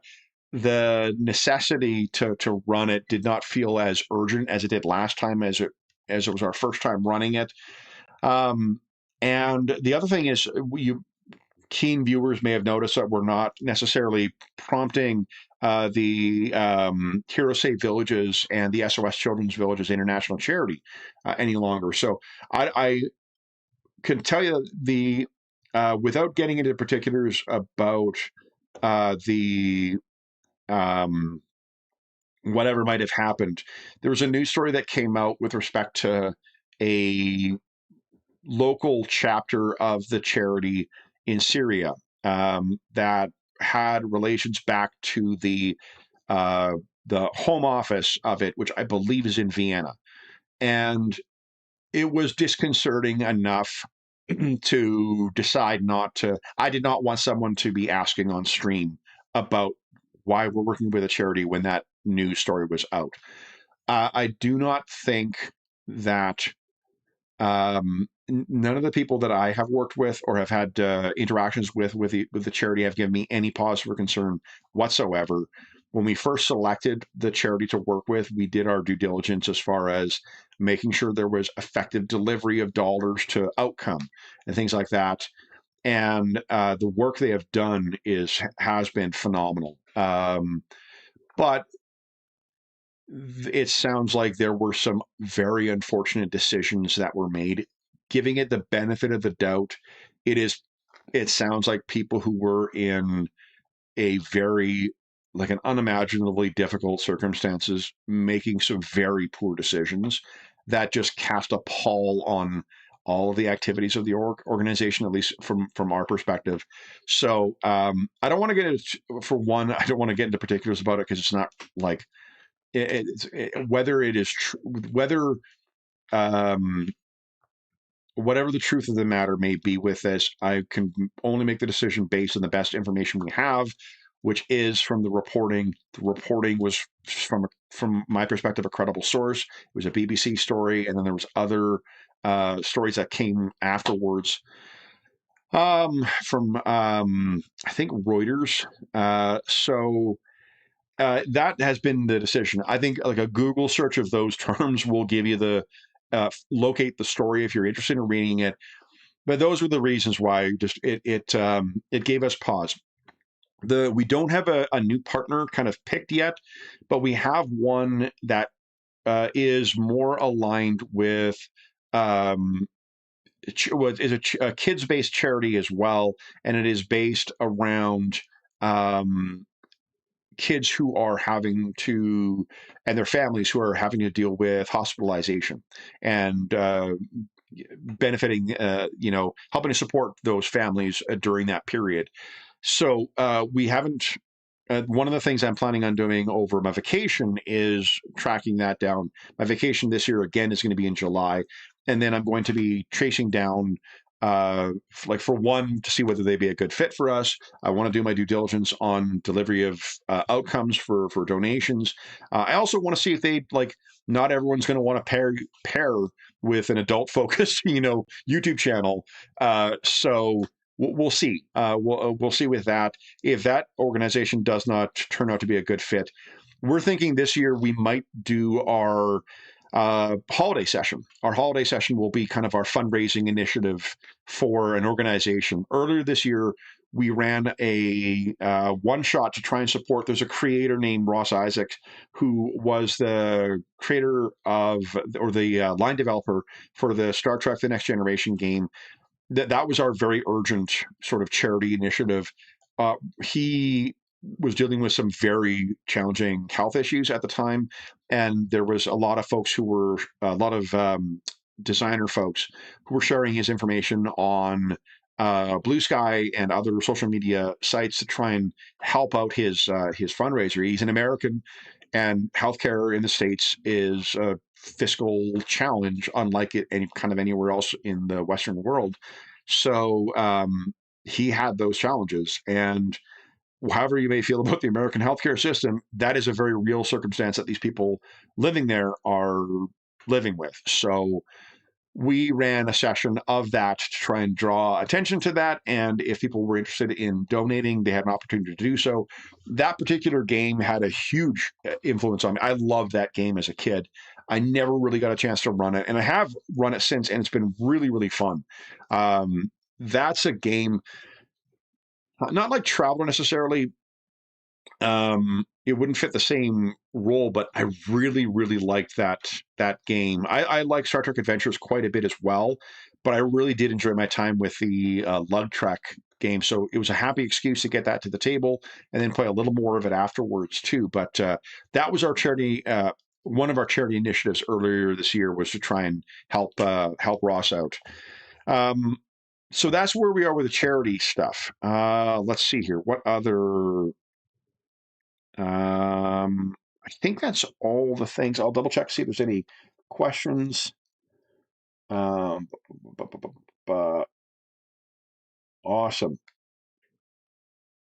Love watch you guys play Lacuna 1, Creating the Mystery, and The Girl from the Blue City. Ooh, Scott, I don't know what that is. I'm going to write that down, though, so I can look it up afterwards. I don't know what that Lacuna 1, Creating the Mystery. Cool. I will check that out after the stream. All right.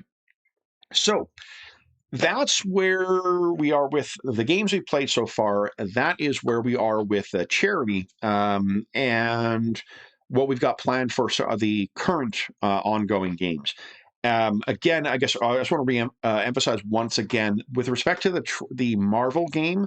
I really, really appreciate the people who have been following us every session, interacting and commenting on those sessions. I'm sorry that we have to put this on hiatus for a time.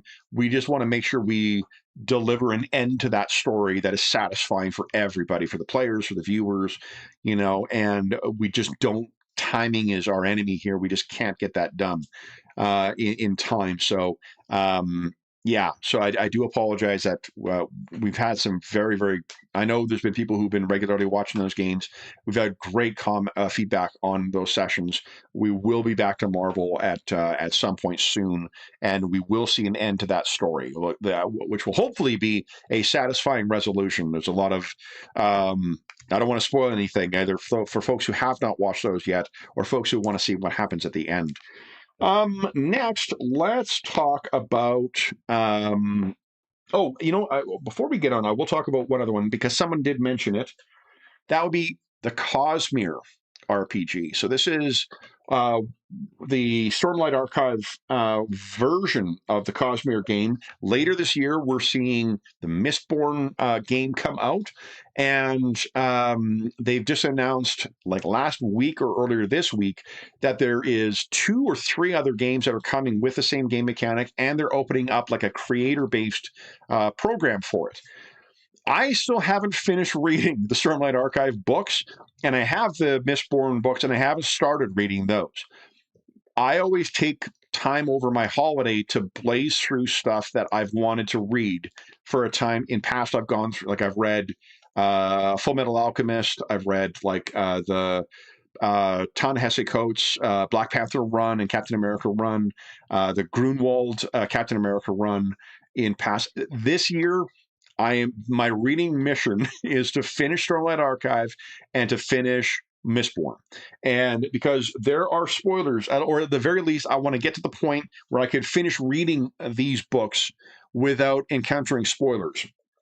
So there is going to be more Cosmere on the channel, I hope. I did really enjoy the session we played of it. I really want to see characters beyond first level. I also want to see more of the stuff that's in the setting, but I don't want to spoil the books for myself before I can do that, because I have really enjoyed reading the books thus far. I'm a little more than halfway through the second book right now. I own the other two books, so I have them ready to go. I just need to find the time in order to sit down and read them. I plan to do that over the holiday and then come back and be able to run the Cosmere game again. I'm really, really looking forward to that, because I did enjoy that quite a bit. Okay, making a stack of things I've already addressed. Okay, let's talk about some player pick games. Okay, or some player pick or some other things we've committed to. So these are games that are on the schedule already. We have dates for them. They're going to be played at that like Saturday afternoon local time, Saturday 2 p.m. to 6 p.m. CST. These are a mix of player pick and games that I want to run. Let's see here. What do we got? First up, on June 9th, we are playing more Soulbound. This is the Age of Sigmar. Oh, shit. My stacking needs work. The Age of Sigmar RPG. It is great. Well, we've run a short campaign with that before, and that one kind of petered out because of scheduling stuff. But the game itself is really, really fun. I love the kind of automatic power level you get with it. It's fast moving. The mechanics are intuitive, and the setting is a very cool kind of techno fantasy, high fantasy setting that lends itself to an enormous amount of different types of adventures. That game line is also really mature in the sense that you've kind of got everything you would need to run a forever campaign with it. And the conceit for this particular adventure, I'm hoping will be a lot of fun for the players and the viewers as well. So very much looking forward to that. Next up is, I can't remember the date for it, but we're playing more of the unofficial Elder Scrolls RPG. We played a fair bit of this, I think last year, maybe 2 years ago. If you're not familiar with this, it is a fan-made Elder Scrolls RPG. There are two of them that are out. One of them is based on D&D 5th edition, and there's this one, which is, it has bits of Mithras, bits of Dark Heresy, it has bits of Zweihander. It's just a really, really well done fan-made game that we really enjoyed running before. And we ran probably like maybe 10 sessions of it. And then we tried running it as an ongoing game on a Friday, which is just the way that I set up the game. It was not conducive to playing with only two players. So this time we're returning to this. I'm really excited. The version that is out currently is the final version of this. I think it's like the third edition of the fan-made one, because it's gone through editions as well. This is that one being done, and they're currently tinkering in kind of a fourth edition. It's like there's a lot of game. That's the core book. Then you also have your monster book, and you have your Tamrielic artifacts book as well. The game takes its spell sensibilities, I believe from, oh gosh, I actually don't remember if it's Morrowind or Oblivion, but it is more those than it is Skyrim. But it looks incredible. The play is really fucking cool. And now that they've got this sort of definitive edition of it, I'm really, really looking forward to getting back to it. We had so many fun sessions with it. In particular, there's a map that we had of Bleak Falls Barrow. And if you know that dungeon from Skyrim, you know how sort of it's the first big kind of dungeon that you are kind of steered towards in it. It was really fucking fun running that for the players when we did play it before. Whether this session's going to be a return to Bleak Falls Barrow, I don't know. Maybe. But the setting itself is just so fascinating. The time we picked for ours was sort of between the time of Oblivion and the time of the Elder Scrolls Online. So a place that'll have a lot of familiar elements to it without it being, without me having to, memorize or learn all the different NPCs that should be at different locations. And when I get that wrong, have that ruin the immersion for the players. It allows us to sort of have our cake and eat it too. Really looking forward to that. I was very, very, very taken by that game the first time I ran it. Next up is Cyberpunk Red. Now, I haven't got any Cyberpunk game to the table in probably 30 years. So this will be the first time that we're running this.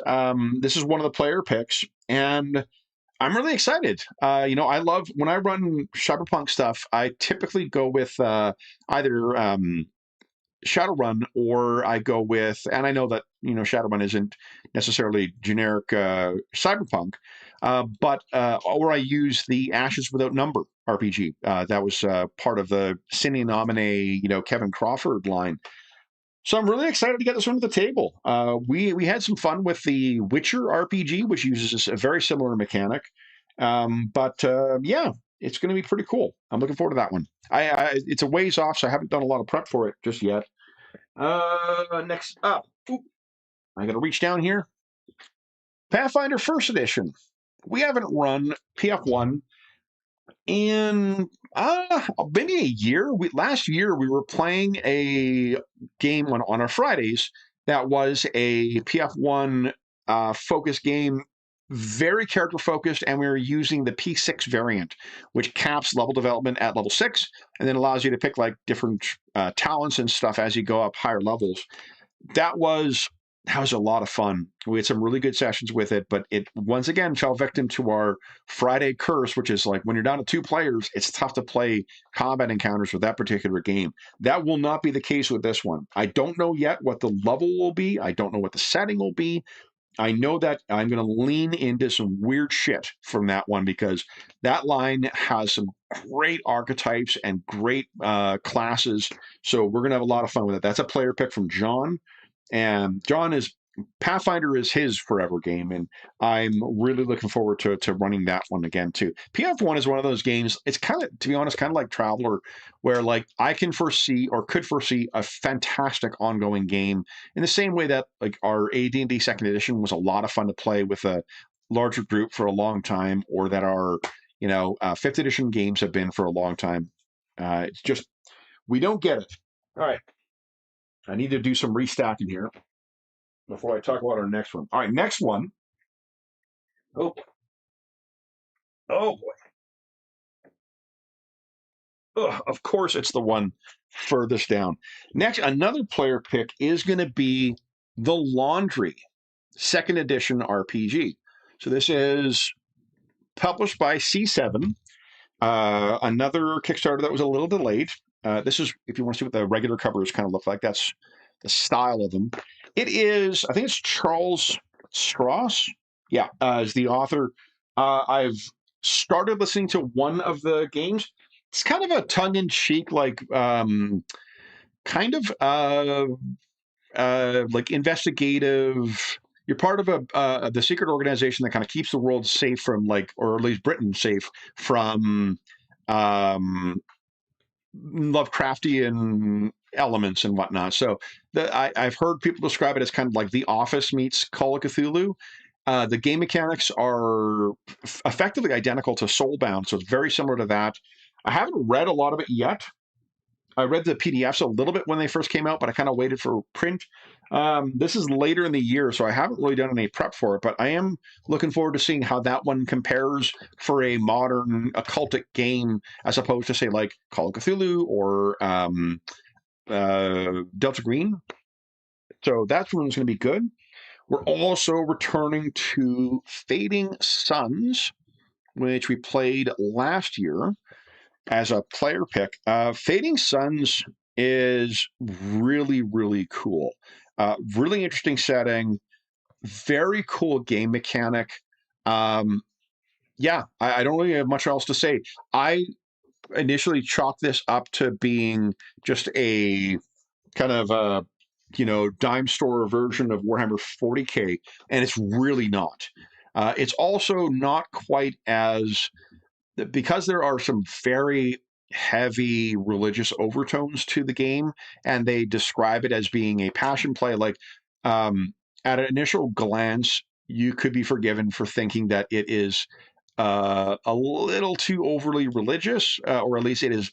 It seems to want you to run it where like the perspective of the church is the correct perspective, but that's really not the case if you get into the actual the meat and potatoes of the game. The game play is a little arch. There's some unusual game mechanics of like generating resources to buy successes and other results, similar to the momentum mechanic from the 2D20 games. But in play, it reads more complicated than it does in play. And in play, man, the setting is so neat. The adventure, we only played the first part of an adventure that we started last year. I don't know if we're going to continue that because I don't think we've got the same players available. But I'm looking forward to getting back to that one. Fading Suns is another one of those games that you could see how it would be a fucking great ongoing game to play. Next player pick is Alien. Or if you're a dumbass and didn't read the Kickstarter so quickly like me, and you got 2 core books. Alien, this is the updated version. I've only run Alien, I want to say like 3 times on the channel, and genuinely one of my favorite games. I think the Alien RPG does the best job of any licensed RPG I've run or played at capturing the feel of experiencing the source material at the table. The feeling of dread and kind of jump scare shit that you get from Alien films and TV shows and stuff, that feels authentic to this game. That's what the gameplay experience is like. We've even run a very unconventional kind of like reskinning of the world set in the Old West using Alien. And it's one of my favorite role-playing sessions we've had. I loved it. So I'm really looking forward to getting that one back to the table. I don't know what we're going to do with it yet, whether it's going to be an alt-world thing or just kind of a space truckers thing or colonial marines thing. We'll have to see when we get closer, but I'm very much looking forward to getting back to that game. And I love that they've abandoned the black background with white text on the newest edition. I was skeptical of the new edition, but it felt like the game was too soon. But I really love the layout in these new books. And honestly, I don't know why I don't run more of these Free League Year Zero games, because like Walking Dead, we ran maybe 2 years ago, and it's one of my favorite single session just pure fun, like just a really fun thing. And similar to the Alien RPG, it really felt like we were playing through an episode of the show, like the unexpected deaths and things like that. The types of threats and how the players respond to them felt authentic. Walking Dead is one of those games, I think, like in another age, I could see that would be the game you'd start playing and just keep playing for fucking ever, because characters die, and then the world, you see the world developing over the course of play, because no one is immortal in that game. There isn't the leveling up necessarily. You're getting experience in it, but that game itself, in another world where that was the only RPG I owned, I could see running that for years and years and years.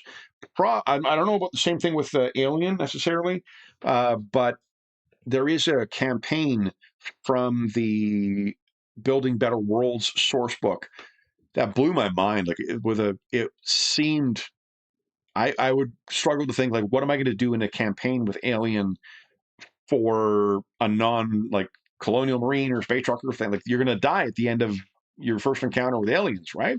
Or you'll become infected with the engineered virus.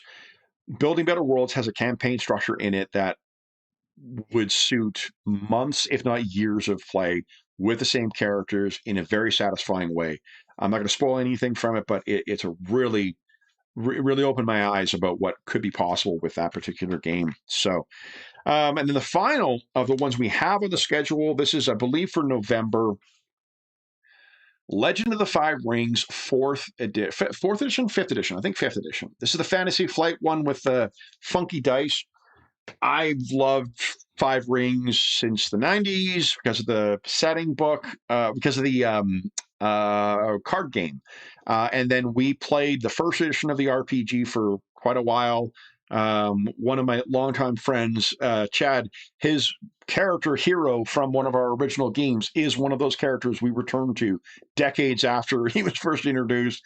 Last time we saw Hero, he was on a Thundar-esque world with aliens and weird mutants and shit. So we have to check up on him at some point soon, I imagine, because it's been about 10 years since we last saw him.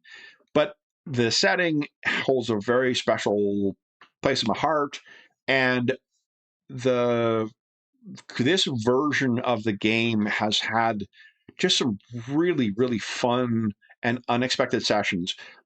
The game uses a proprietary dice similar to what other Fantasy Flight games, RPGs of the era used. So the Star Wars game, Genesis, Warhammer Fantasy 3rd Edition, it has those, but it boils it down to having two kinds of dice.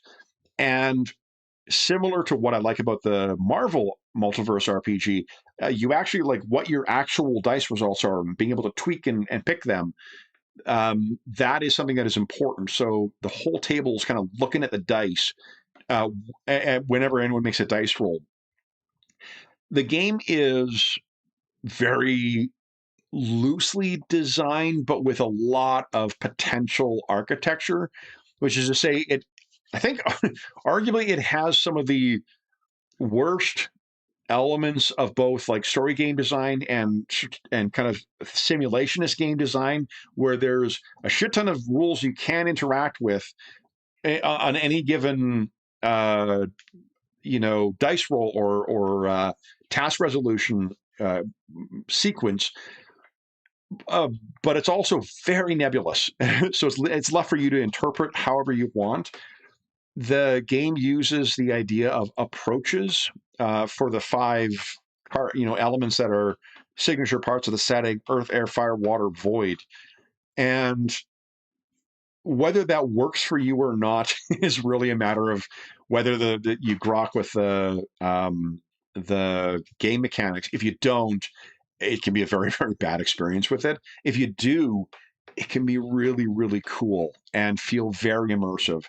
We ran a mystery campaign called Lament for Lovers and Lovers and Liars, I think, set in Otis Anucci. Otis Anucci, the main kind of capital city in the game, where the characters were playing effectively Eureka, like investigative stuff. Shocking, I know, an investigative campaign on this channel.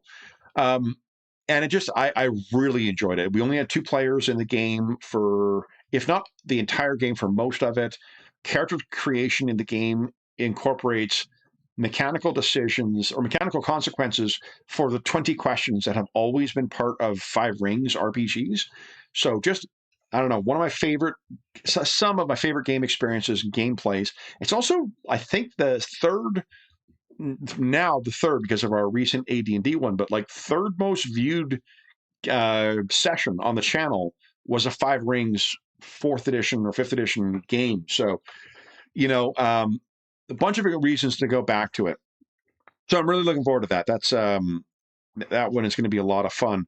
In addition to the players' picks or the ones we've got scheduled, I recently shared with the players 4 games that have been occupying my attention. One of these I'm cheating with because I'm counting 2 games as one, but 4 games that sort of have been on my mind of late. So I'll share those with you. One of those is Deadlands. Now, Pinnacle, the publisher of the Savage Worlds books, just released a update anniversary edition of Deadlands, which is cool, and it's incorporating it as its standalone game, so you're not going to have the Savage Worlds Adventure Edition book as well as the Deadlands books. But Deadlands, if you're not familiar with it, it's a alternate history Weird West game where like crazy steampunk shit exists alongside with magic and monsters and the risen dead and stuff like that. It is the Civil War never ended, so there's a sort of like fractured old west. It's very much a fantasy setting. It's a fantasy in the sense that the magic has had a huge influence on the outcome of the world. And I don't know, like I've run it. I don't run an awful lot of Deadlands, but I think Deadlands highlights all the best parts of Savage Worlds without sort of like bringing some of the shortcomings to the fore. It's supposed to be. They always refer to it originally. Their sort of like ad lines or taglines for the game was spaghetti western with meat.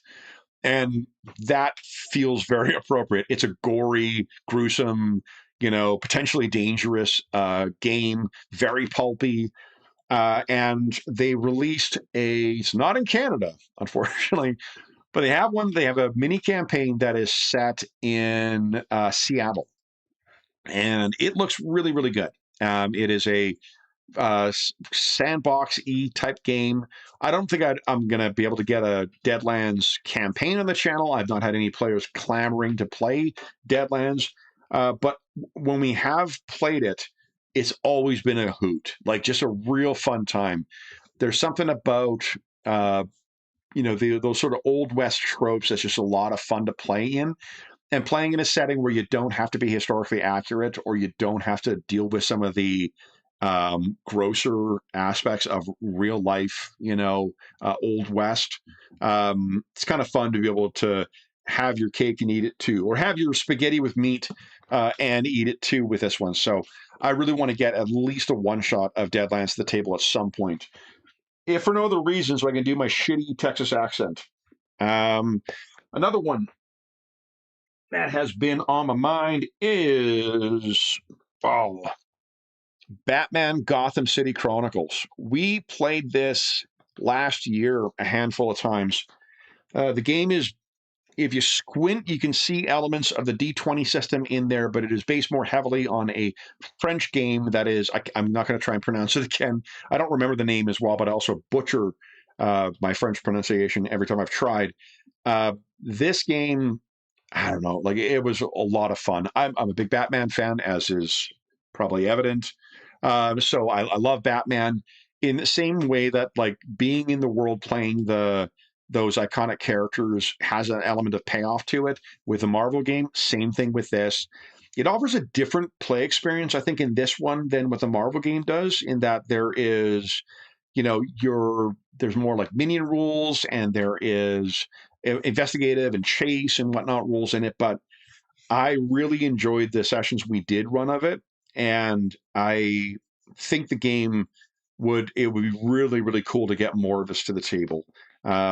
I think it is not as elegant a combat game as what Marvel is, but I think what it lacks there, it makes up for in how much more fleshed out investigation, chases, infiltration, all those types of things, gadgets, all those are more heavily serviced, and the play experience of street level fights, I think, is a little better in this than it is in the other. Yeah, really, really like that game that when I ran it before, so I'm looking forward to getting that one back to the table. Next up is, oh boy, I am going to move my mic cord because I keep hitting the damn thing. Next up is Call of Cthulhu. I've been thinking about Call of Cthulhu a fair bit. Now, I've got Delta Green to the table again now, so, you know, that might be supplanting, or you might think that that would supplant the desire to run any Call of Cthulhu stuff. But it's been a long time since I've run Call of Cthulhu, and there is a couple of historic setting things that I think Call of Cthulhu will do better than what Delta Green would necessarily do. One of those is I've got the old Atomic Age sourcebook for Call of Cthulhu, which I really like. The GURPS Atomic Horror sourcebook is one of my all-time favorite sourcebooks, and I'd love to run there's a Atomic Age Cthulhu sourcebook that has some really fun adventures in it, including one that's set. It's a really unusual one that is set during the Korean War. And that one might be better run with Delta Green, but I mean, I don't know. I don't need to run everything with Delta Green. There's also the current version of Cthulhu by Gaslight looks really awesome. And there's a set of adventures that came out for it recently that look up ready to pick up and play and look really interesting. So whether that's going to be 50s Cthulhu, Victorian Cthulhu, or classic 20s kind of Cthulhu, I really want to get this game back to the table. Like I said before, it's one of the games that we played the most when I was a kid, like in high school in particular. And I just have a lot of the things that I like about investigative type games, about mystery, about horror. All that stuff is due to that particular game. Like Call of Cthulhu is so much a part of my DNA as a GM, or as a keeper of secrets, as it were, that I really would like to get it back to the table and kick the tires on it. We did have a lot of fun with a Call of Cthulhu adventure set in the 30s using the campaign is called. Can I see it here? I cannot, but there was one we started. Stop me if you've heard this one before. Played on a Friday, and we had to stop playing because we have consistency with players. I feel like there's a lesson to be learned here about Fridays. But so Call of Cthulhu is definitely one that I want to get back to the table. The final ones, I did not pull the cord this time, is either Werewolf the Apocalypse 5th edition or Vampire the Masquerade 5th edition. Now, both of these use the same dice mechanic or set of mechanics that Ken Hite designed for Vampire 5. Werewolf just had a couple of other new books come out for it that are so fucking cool. And Vampire had a couple source books come out either earlier this year or late last year that are also so fucking cool. Both of the game lines are in a really good place right now. And I've only run a single session of Vampire 5th edition, and I've loved it. I really want to run something set in Dark Ages, like in the Dark Ages vampire era of Transylvania. I kind of became obsessed with. That's not true. I've always been kind of interested in Transylvania anyway, since I was a kid. And the source book for Transylvania is quite good. I love the Dracula Dossier mega campaign, so further feeds my interest in that. There's a great source book for Lex Arcana that has focus on Transylvania. So I really want to run something there using this. And actually, there's a video game coming out called Rise of the Dawnwalker, I believe, that is similar to some of the ideas that I've been kind of kicking around, and it's helped solidify some ideas for what to do with that. But whether that means running Vampire 5th edition, Dark Ages, or just getting I think Werewolf was an easier buy-in for characters, and there's now 2 campaigns that are out for Werewolf. And there's character sheets for both on Roll20. I also have been picking up the Hunter stuff, but there's still no character sheet on Roll20. I to spare people, Foundry has most of these things ready to go. The problem with Foundry is not plug and play the way Roll20 is. They are not the same product. Foundry is a terrific virtual tabletop. does not have integrated, what do you call it, server setup, and it does not have integrated video. So both of which are necessary for us. And when I can send a link to a Roll20 game, people get on and get playing right away. That creates the amount of work I have to do on the back end to get a thing ready. So while Foundry is a great virtual tabletop, I've played on it before, and I've tinkered with it for Fantasy Craft. Fucking great, many great aspects to it. It is not the same product as what Roll20 is. Roll20 is a fully integrated thing. For all its problems and all the ways it annoys the fuck out of me, it's still a different fundamental product than what Foundry has to offer. So if Foundry does make those changes and implement those things as a plug and play option, it's great. But the fact that it requires me to do a bunch of work to just get the thing functioning, unfortunately, it means that I'm only going to use Roll20 for our games for the foreseeable future. And there are sheets for both Vampire 5e and Werewolf that are really good for them. So those are the games on my hit list. I mentioned as well Cosmere already. There's also a Justice League RPG, Justice League Multiverse RPG that one of our viewers pointed out to us, and it looks cool. It looks interesting. With Mutants and Masterminds 4th edition coming out later this year, and with all these other superhero games on it, the game, the quick start that they've released so far looks interesting, but I wasn't taken by their pitch. It may be one of those games that plays better than it reads. In fact, it's almost certainly going to be the case. But I don't know. If the whole conceit is that you're playing members of the Justice League, I get that for a published game, but I feel like I could get that kind of experience from other RPGs. As an aside, I don't know if it's a weird licensing thing, because the DC Adventures game published by Green Ronin, which was like Mutants and Masterminds 3rd edition, it was a cohesive all DC kind of thing. The Gotham City Chronicles is only Batman, and there's nothing wrong with that, like having a focus thing. But this Justice League thing, likewise, seems to be more Justice League focused than just DC Universe focused.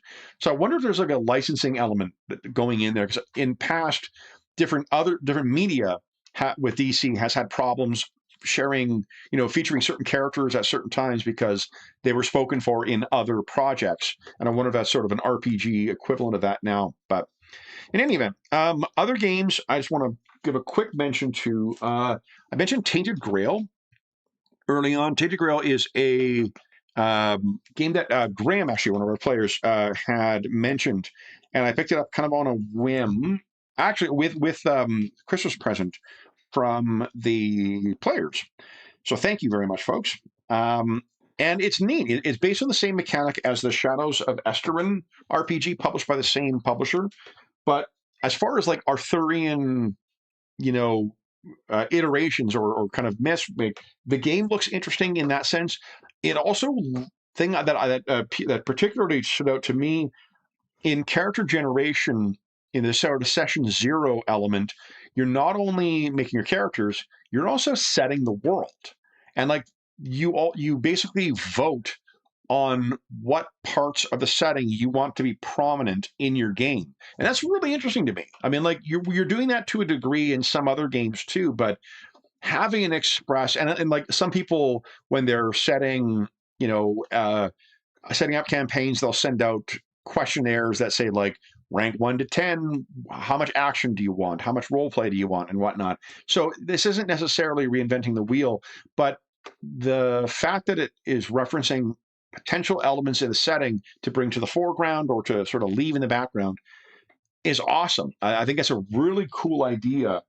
So so I think I'm not giving up on the idea of an Arthurian game. I do own all the stuff for the new Pendragon as well.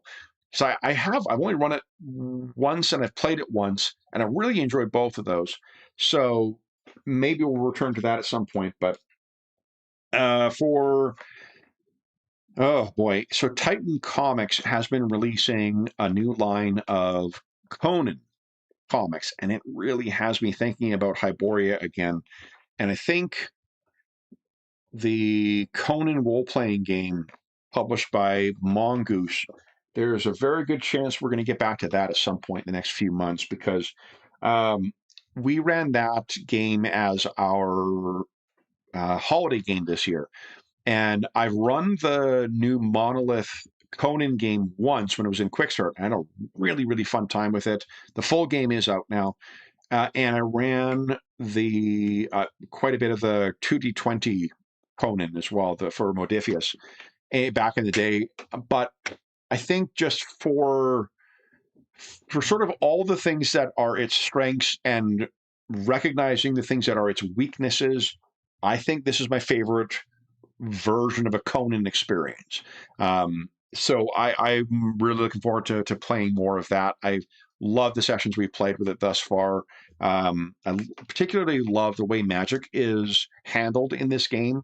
It feels like the magicians or sorcerers have interesting things they can do without it becoming, I don't know, like a very easily abusable kind of mechanic, the way it has felt in Conan 2D20 at times.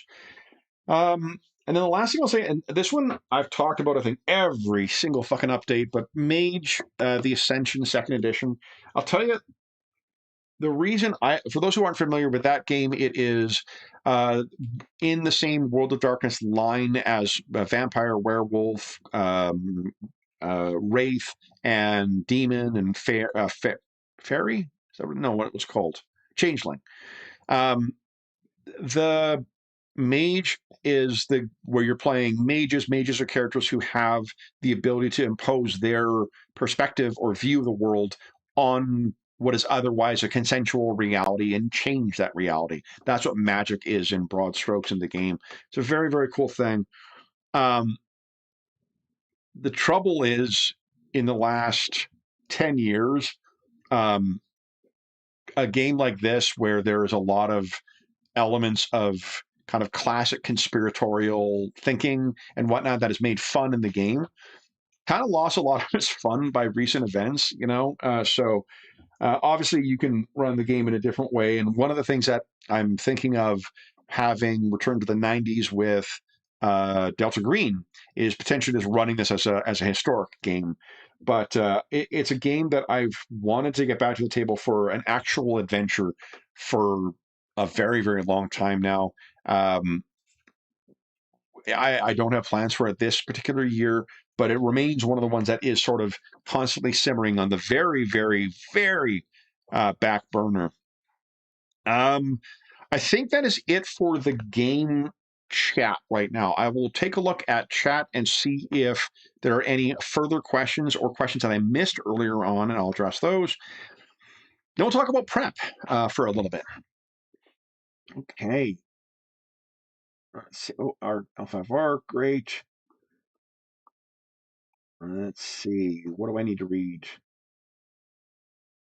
Power Mage RPG on Brian MacLeod's Power Mage series uses Savage Worlds to blend black powder combat with magic. Love it.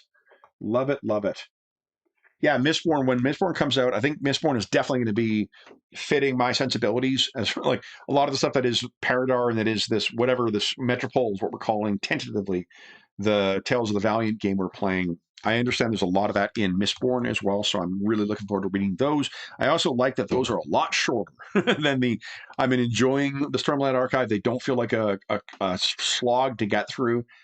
And like the couple of dramatic beats that happen at the end of the first book were genuine, like fist pumping, fuck yeah moments when you were reading them. So I'm really looking forward to getting through the Stormlight Archive. But the fact that the Mistborn books, I could probably get all three of them done in the time it takes me to read one of the Stormlight Archive books is kind of cool. At least the first trilogy. All right, so let's talk about campaign prep. Now, or adventure prep, managing campaigns. First, I'm going to have a sip of a drink.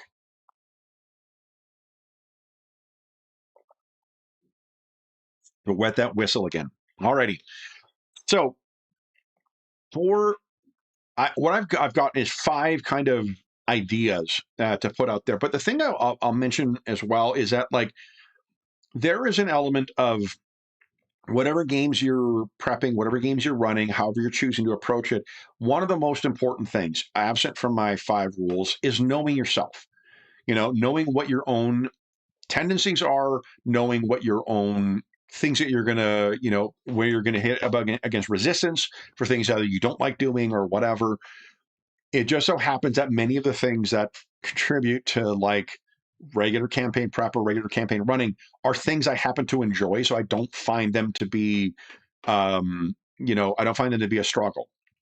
In particular, personality wise, I am an insufferable kind of constantly moving person. I hate not doing stuff, for myself, even on vacation, I like doing things. If it's reading or working on stuff or hiking or whatever, like I want to be active at all times. That's just my personality. Not everyone is like that. And some people can take downtime and like relax on a beach and shit like that. And that's that it's not that that's fine, in the same way me being a fucking shark,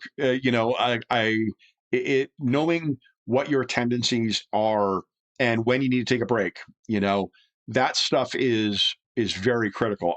While I work quite a bit in my day job, I work when I am assigning myself to get work done. By that I mean like, I can't take part in any UK games during the week because I'm working during the days. Those days are when I'm working. When I am not working, I'm often looking at what stuff do I need to do to get myself ready for the different games. And if I don't have those things, is there something I want to fuck around with to start prepping? So that's just how I function. And I take advantage of that in the preparation and the managing of the games. If you don't have that insufferable, tendency, then you're going to want to know what your tendencies are. If you're going to know that, oh, I'm probably going to work in the morning. I'm probably going to work in the afternoon. I'm probably going to work on the weekends or my ride home from the bus, from work or drive home from work. That's when I'm going to process my stuff. Use that time. When you do know that you're going to have time to do that, make sure you're making use of that time in a constructive way. So that gets us to our first suggestion. First of 5. First suggestion is make your prep count. So if you're going to do anything, if you're reading a game and you want to try making some pre-gens or you want to try and like sketching out an adventure, make sure there's outcomes from that you can use. So type up the character sheets, put them in something put them in a virtual tabletop, put them in a character generator. When you're doing that fussing around with stuff, make sure it's in a format that you can then make use of afterwards. Because if you're handwriting, right? If you're writing out on a pad of paper, I write most of my characters, if not all. If I don't have a character generator, I do all of it by hand. I just like working that way. And I have those sitting around. Even if I don't have time to type them up, I keep them. I often keep them in the rule book so that if I do need to put together some characters for it, I've got shit I can work from. So use the whole buffalo. When you are making prep, try to make sure, even if you don't know what you're using it for yet, because sometimes that won't come together until you actually see what you got, make sure that your outcome, your work product, as it were, excuse me, I think I need another sip here. My voice is going. Make sure that your work, your outcome, your work product is something you can use for your prep. Second thing, when you are getting ready for at the table, write for who is there. And by that, I mean, we've all had the experience of like, there's 5 people that are going to be at our session or scheduled to be, and then you're down to 2. Assuming you're going to play that game, write for the people that are there. Don't lament for the people who are gone. Oh, I did all this prep for so-and-so's character. It's not going to fucking happen. So use that time to focus on, all right, well, here is who is here. These are the people who showed up, who want to play, whose schedules are accommodating so that they can play. Right for that. Even having that as a focus will sometimes help you understand, like, okay, the things I had planned, that's not going to be there, but what could we do with this time? Is there something about these characters that I've been teasing at that I haven't yet explored? Is there something that I have been thinking of introducing to the game that I haven't done yet because I need the space to do that?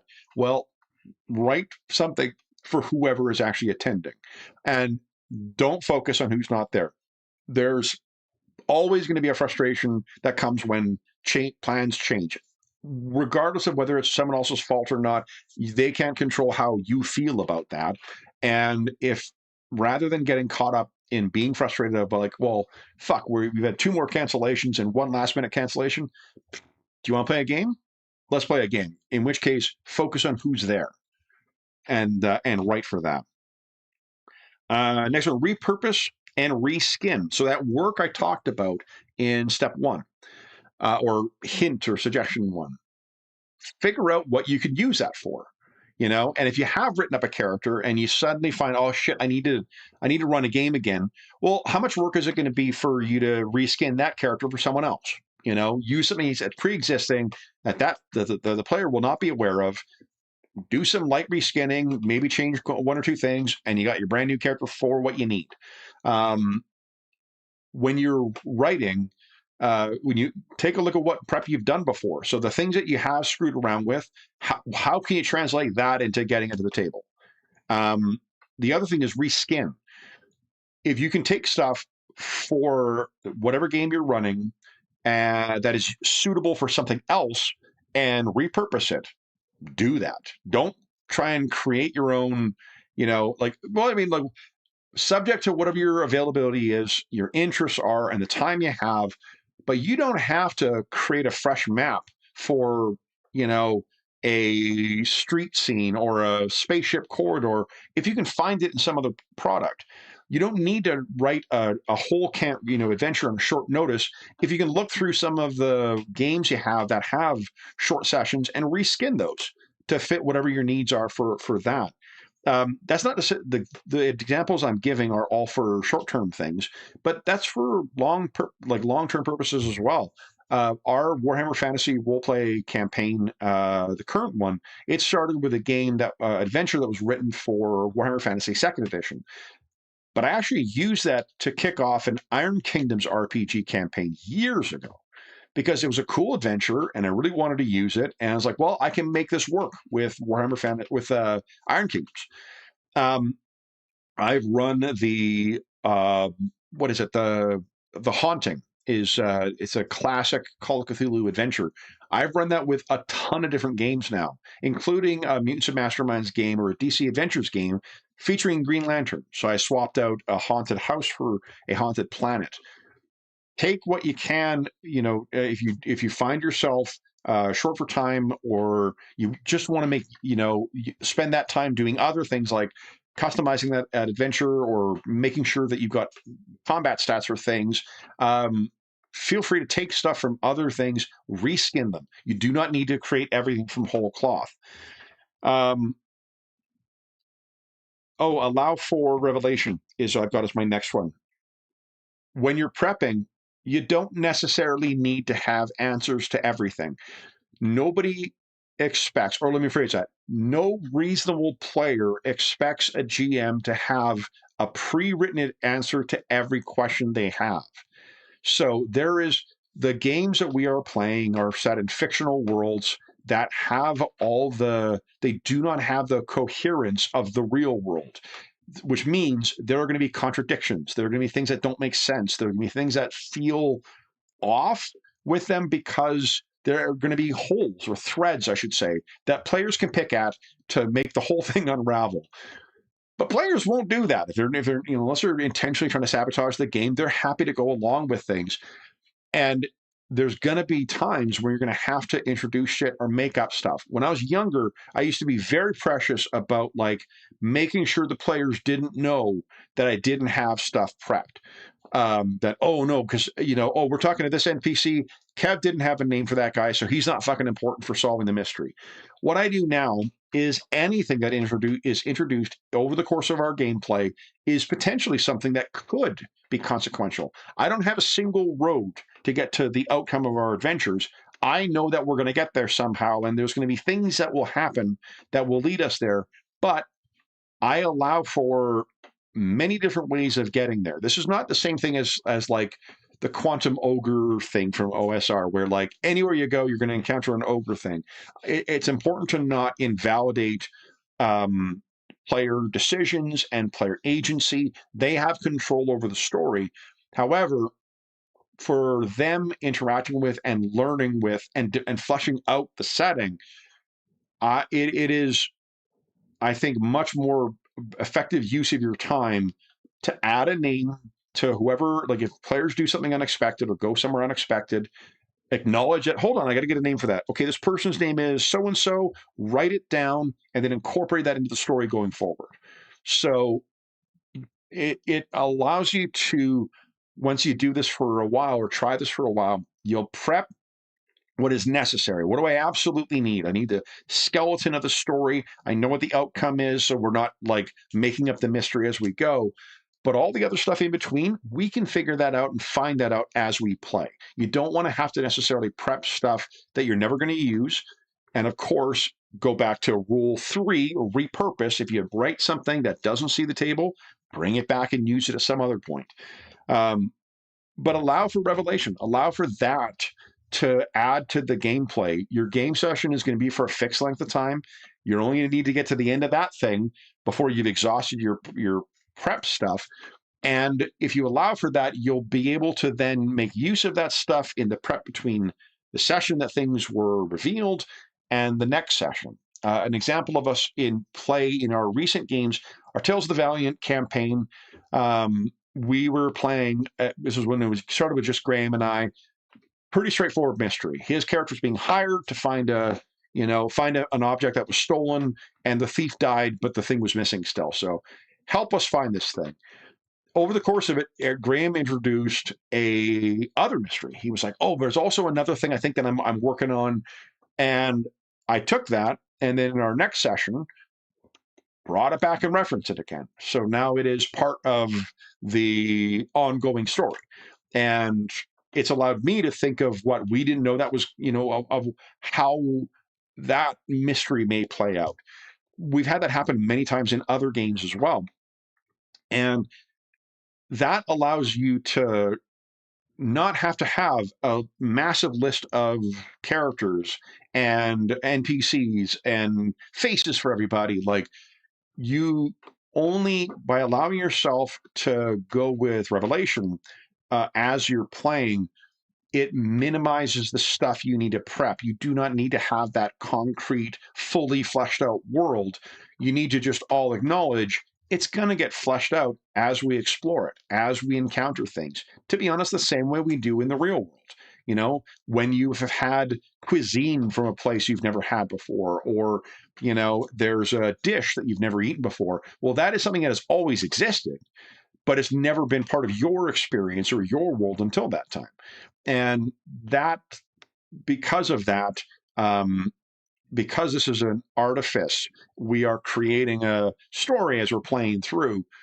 You need to allow for that. Obviously, that's not the same thing as like not stocking a dungeon or something like that. If you're running something more traditional like a dungeon run or whatnot, you're probably going to want to have keyed, encounters there. But the revelatory aspect of it is no different from random encounters. Random encounters are a kind of defined or at least fenced in revelatory experience. You didn't expect to come across those wandering skeletons, but now they're part of the story. The wandering owl bear that you encountered in the woods, you did not anticipate them to be part of the story, but now they are. And that consequence will flow forward, whether it's they just defeat it and get the XP, or one of the characters dies, or whatever the outcome is for that.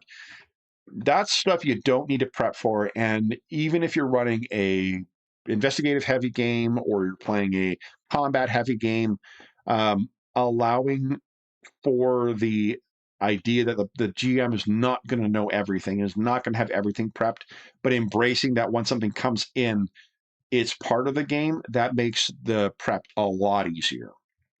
And finally, um, this is more a matter of like, um, I think this is a situational or personal thing as well. So it's not necessarily going to be true for everybody. But what I find is the game will carry you sometimes. Um, I often have say to the players after, particularly like a Friday session or other sessions where like other things in life are stressing me out, or I'm exhausted from things.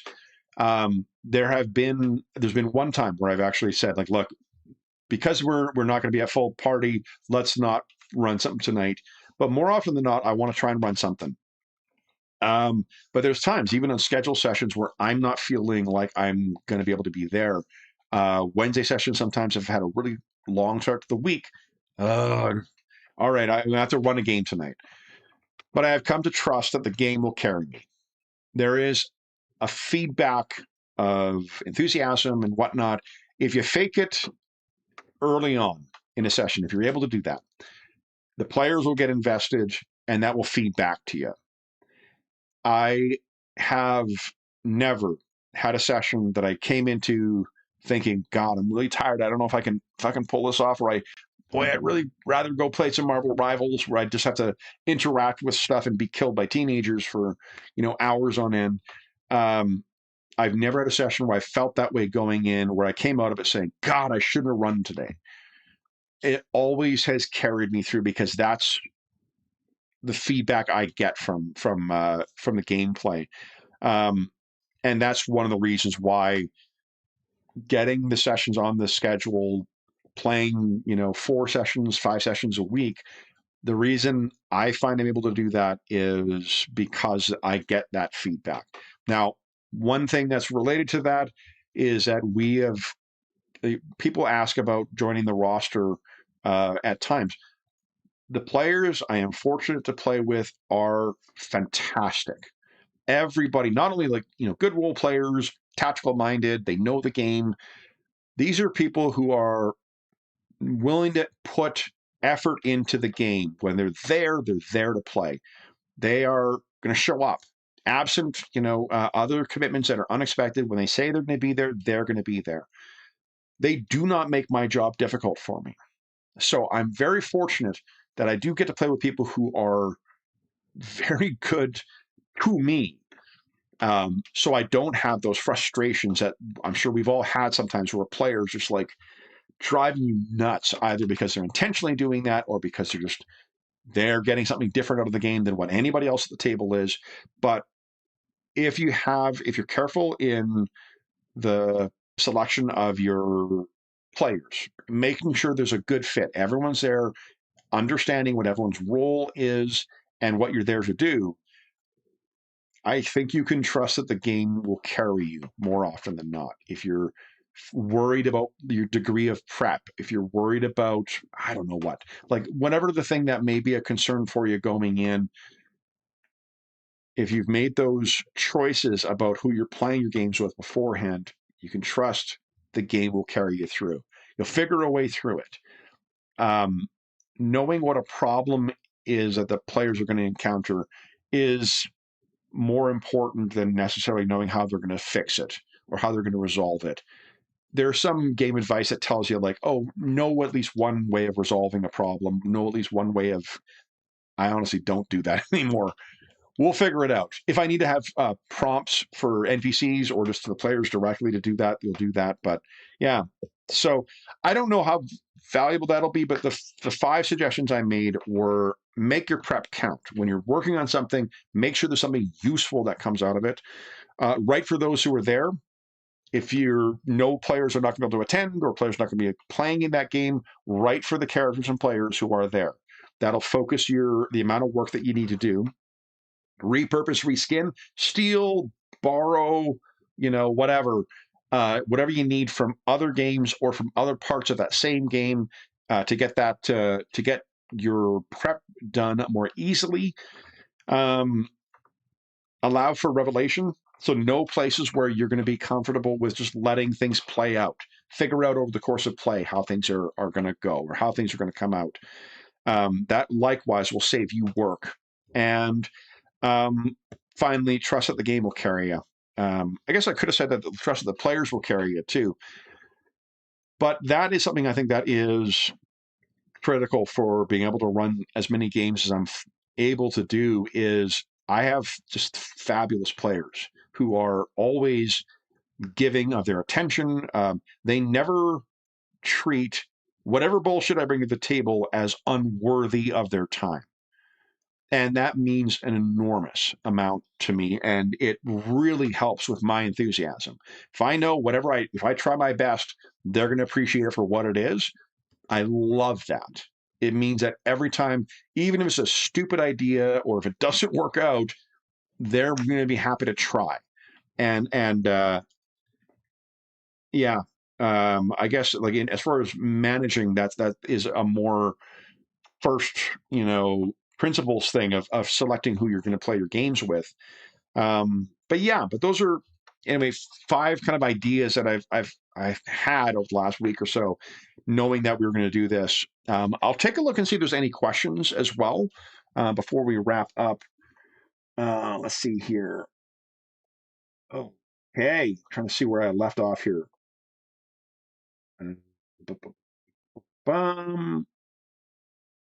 Let's see. Prep outlines, bullet points. Yep, absolutely. It's a good point, Wayne.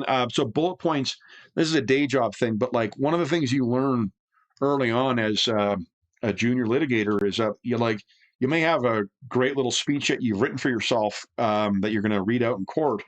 You never get through it. Like you're never going to fucking get through it. You'll get interrupted by a judge. You'll get lost in the flow. Some of the things that you anticipated coming in as evidence at a trial will not come in. So you have to learn how to work with bullet points.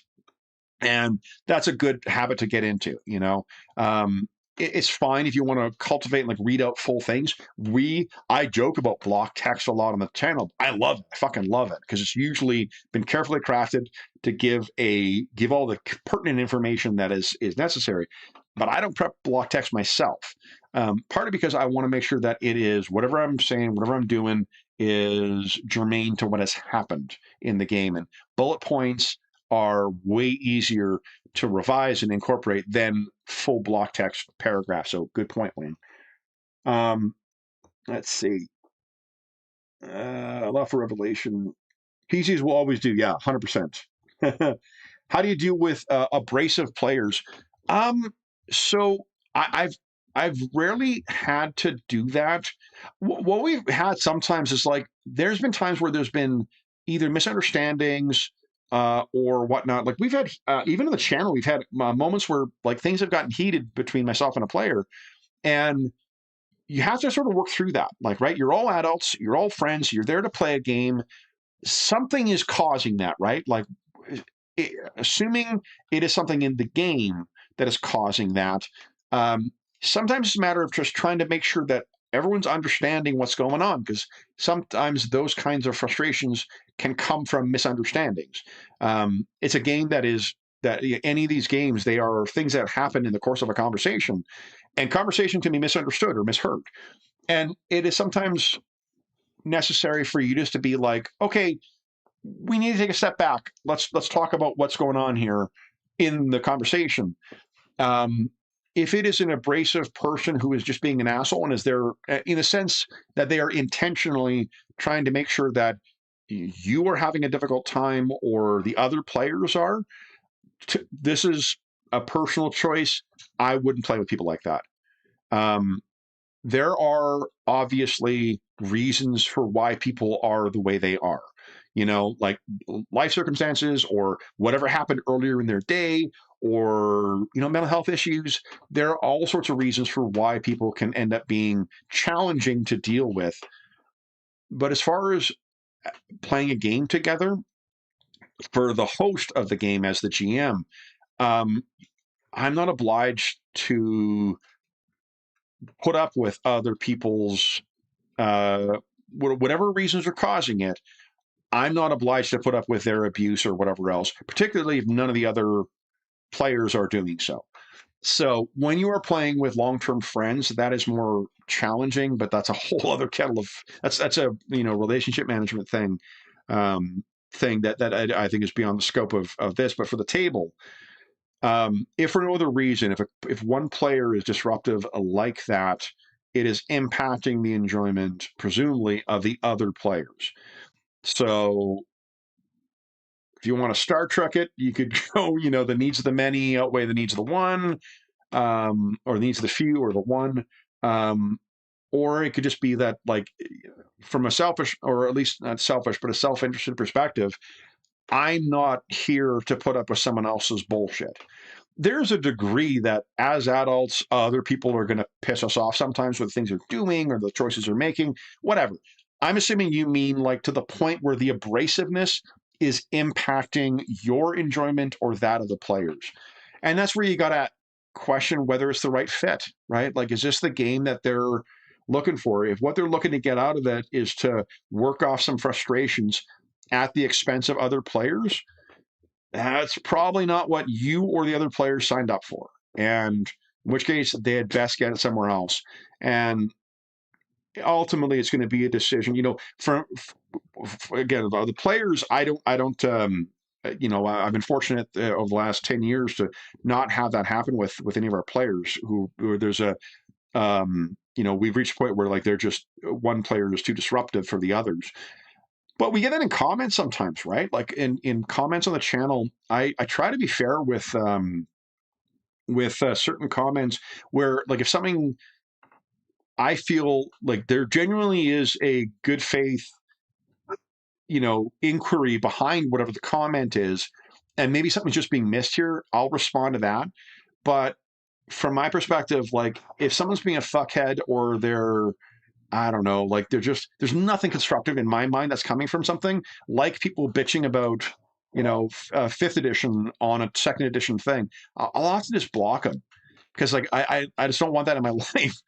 It probably impacts the metrics of the algorithm and all the other shit that goes on the channel, but, like, I do this for fun. I don't want that shit in my life. In the same way that if a player at my table was like that, I don't want that shit in my life. I don't owe an obligation to that person to suffer their disruption of my fun and the other player's fun. So unfortunately, you kind of have to make that decision. When it's a friend, when it is a family member or something like that, that becomes more difficult because there's more things you need to consider than just saying that. But the other thing I'd say is that if I would, unless a person, there's good reasons for forever cutting the person out of your life, I do prefer to leave an open door with the players too, of, like, welcome back whenever you want, because you never know, like, that whatever is causing that behavior, it might be a temporary thing. It might be something they need to deal with themselves. It might be a matter of going to therapy, and presumably there's a reason you started playing with that person in the first place, if it's a person who is abrasive after playing with them. If it's a rando, well, who gives a fuck? You show them the door. You don't have to put up with that shit. But those are my thoughts on the other aspects of it. And it's important to distinguish abrasiveness between, like, okay, something's happened here at the table that we need to figure out so we can carry on. Because that'll happen at any table. And I think the most constructive way to address it is to work through it or call for what it is, so I hope that's helpful. See here, new viewer algorithm introduced you because the Night Below campaign. Oh, nice, congrats. 70 sessions, holy smokes. Excellent role play. 2E is such an interesting version of the game. Yeah, it is. So, Nico, thanks very much. I hope you have a good time getting caught up in the Night Below game. AD&D Second Edition is a terrific game. I think, like, for what it's supposed to be, fucking great game. For me right now, I've kind of I've seen what I want to see about that from revisiting it from my childhood. So we're not running any 2E on the channel right now. In the same way, we're not running any Castles and Crusades on the channel right now, but that's not to say that those games are forever going to, be gone from the channel. It just means right now, in my limited time, the interest is on other stuff. But yeah, we had a really, really good time with it. And that using second edition informed a lot of the sensibilities of that campaign and the Legacy of the Crystal Shard campaign. So there are certain things that you get from playing second edition you don't get from later editions, or at the very least, you get something very different from later editions. So I hope you have a blast with that. I think I want to say at least 150 sessions of 2E before we switched to Castles and Crusades, but we have switched games in that campaign afterwards. Let's see.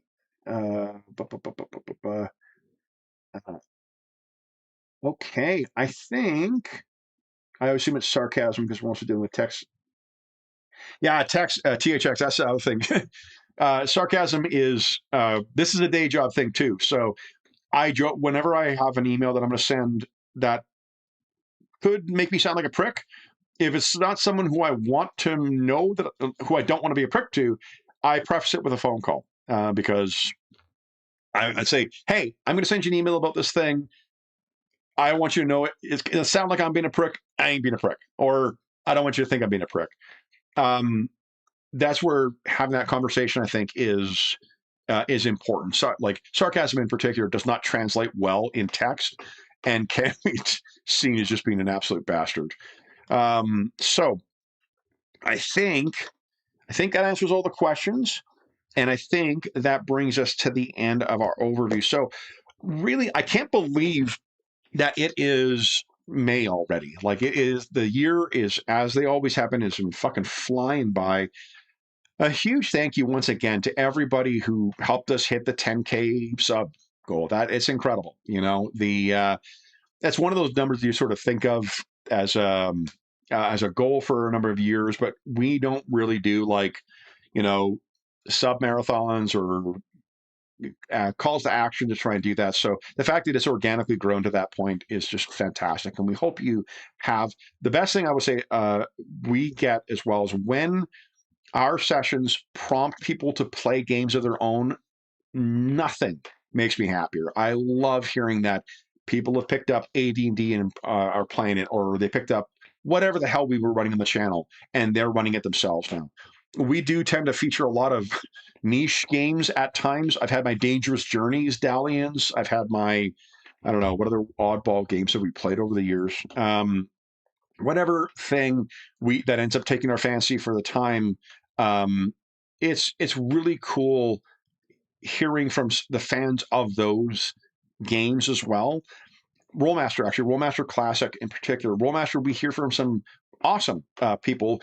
I'll say as well, I got an email from someone who manages the Foundry project for Rollmaster United. My apologies, I don't remember your name offhand. Generously offered to give access to that too, which is fantastic. Rollmaster Classic, I also heard from a couple of people, just like some of the nicest feedback we've had of trying to make the game more accessible, trying to help with getting the game to the table more. I really, really, really appreciate that, and I'm glad that you were able to join us, all of you folks, at our table for these games. We hope that you're going to enjoy what we've got coming in the coming months. I will also mention that there are, if you go on the Dungeon Musings Discord server, there are channels that are dedicated to other streamers. There are people who do run some of the games that you love that I don't run on the channel. Like Jamie at his Dice Illusions channel runs AD&D 2nd edition. Graham runs Traveler, or Cepheus, which is the sort of like serial numbers filed off at times. Not always, but sometimes.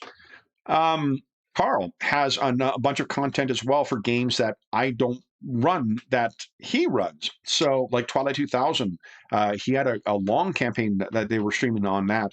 You can find links to all those channels over there on the Dungeon Musings Discord server. So if you like the sort of sensibilities of our gameplay, but you want to see more of the games that you love that we're not running, those folks have gameplay content for you to engage with as well. So please feel free to check them out. That's not to say it's going to be for you. Taste is all subjective, but if you are looking for more content, many of the players from our roster have their own projects as well they're doing. Yeah. So anyway, with that, we'll say once again a huge thank you to everybody for joining us on the channel over the last 5 months, these last 10 years, and for today as well. Thank you again to the generosity of the folks who did the super chats as well, too. Very, very unnecessary, but they are appreciated. We still do the thing, money or income that the channel generates. Those are Christmas presents for the players. So it goes back to books for the players. So thank you very, very much for that. Yeah, we'll be back in 2 weeks' time with more Warhammer Fantasy Roleplay. We'll be back tomorrow with more Tales of the Valiant. We've got a Tales of the Valiant war story in our Paradar game and many, many, many more games in the coming months. So as is always the case, if you have any comments, questions, or concerns regarding anything we talked about today, please don't hesitate to leave a comment in the comment section down below, and I'll endeavor to reply in a timely fashion. There's also a link down below to the Dungeon Musings Discord server, where all of us are active, and there are channels there dedicated to this game, this campaign, and most of their games and campaigns we're on the channel. There's also a link down below to our friends at Noble Knight Games. Noble Knight Games is the preeminent unionized retailer of hard-to-find and out-of-print RPGs in North America. Not only do they have an incredible selection of new role-playing games, board games, and card games, they have an unmatched selection of hard-to-find and out-of-print RPGs, including the Mongoose Conan RPG. And until we see you again, stay safe, stay healthy, and happy gaming.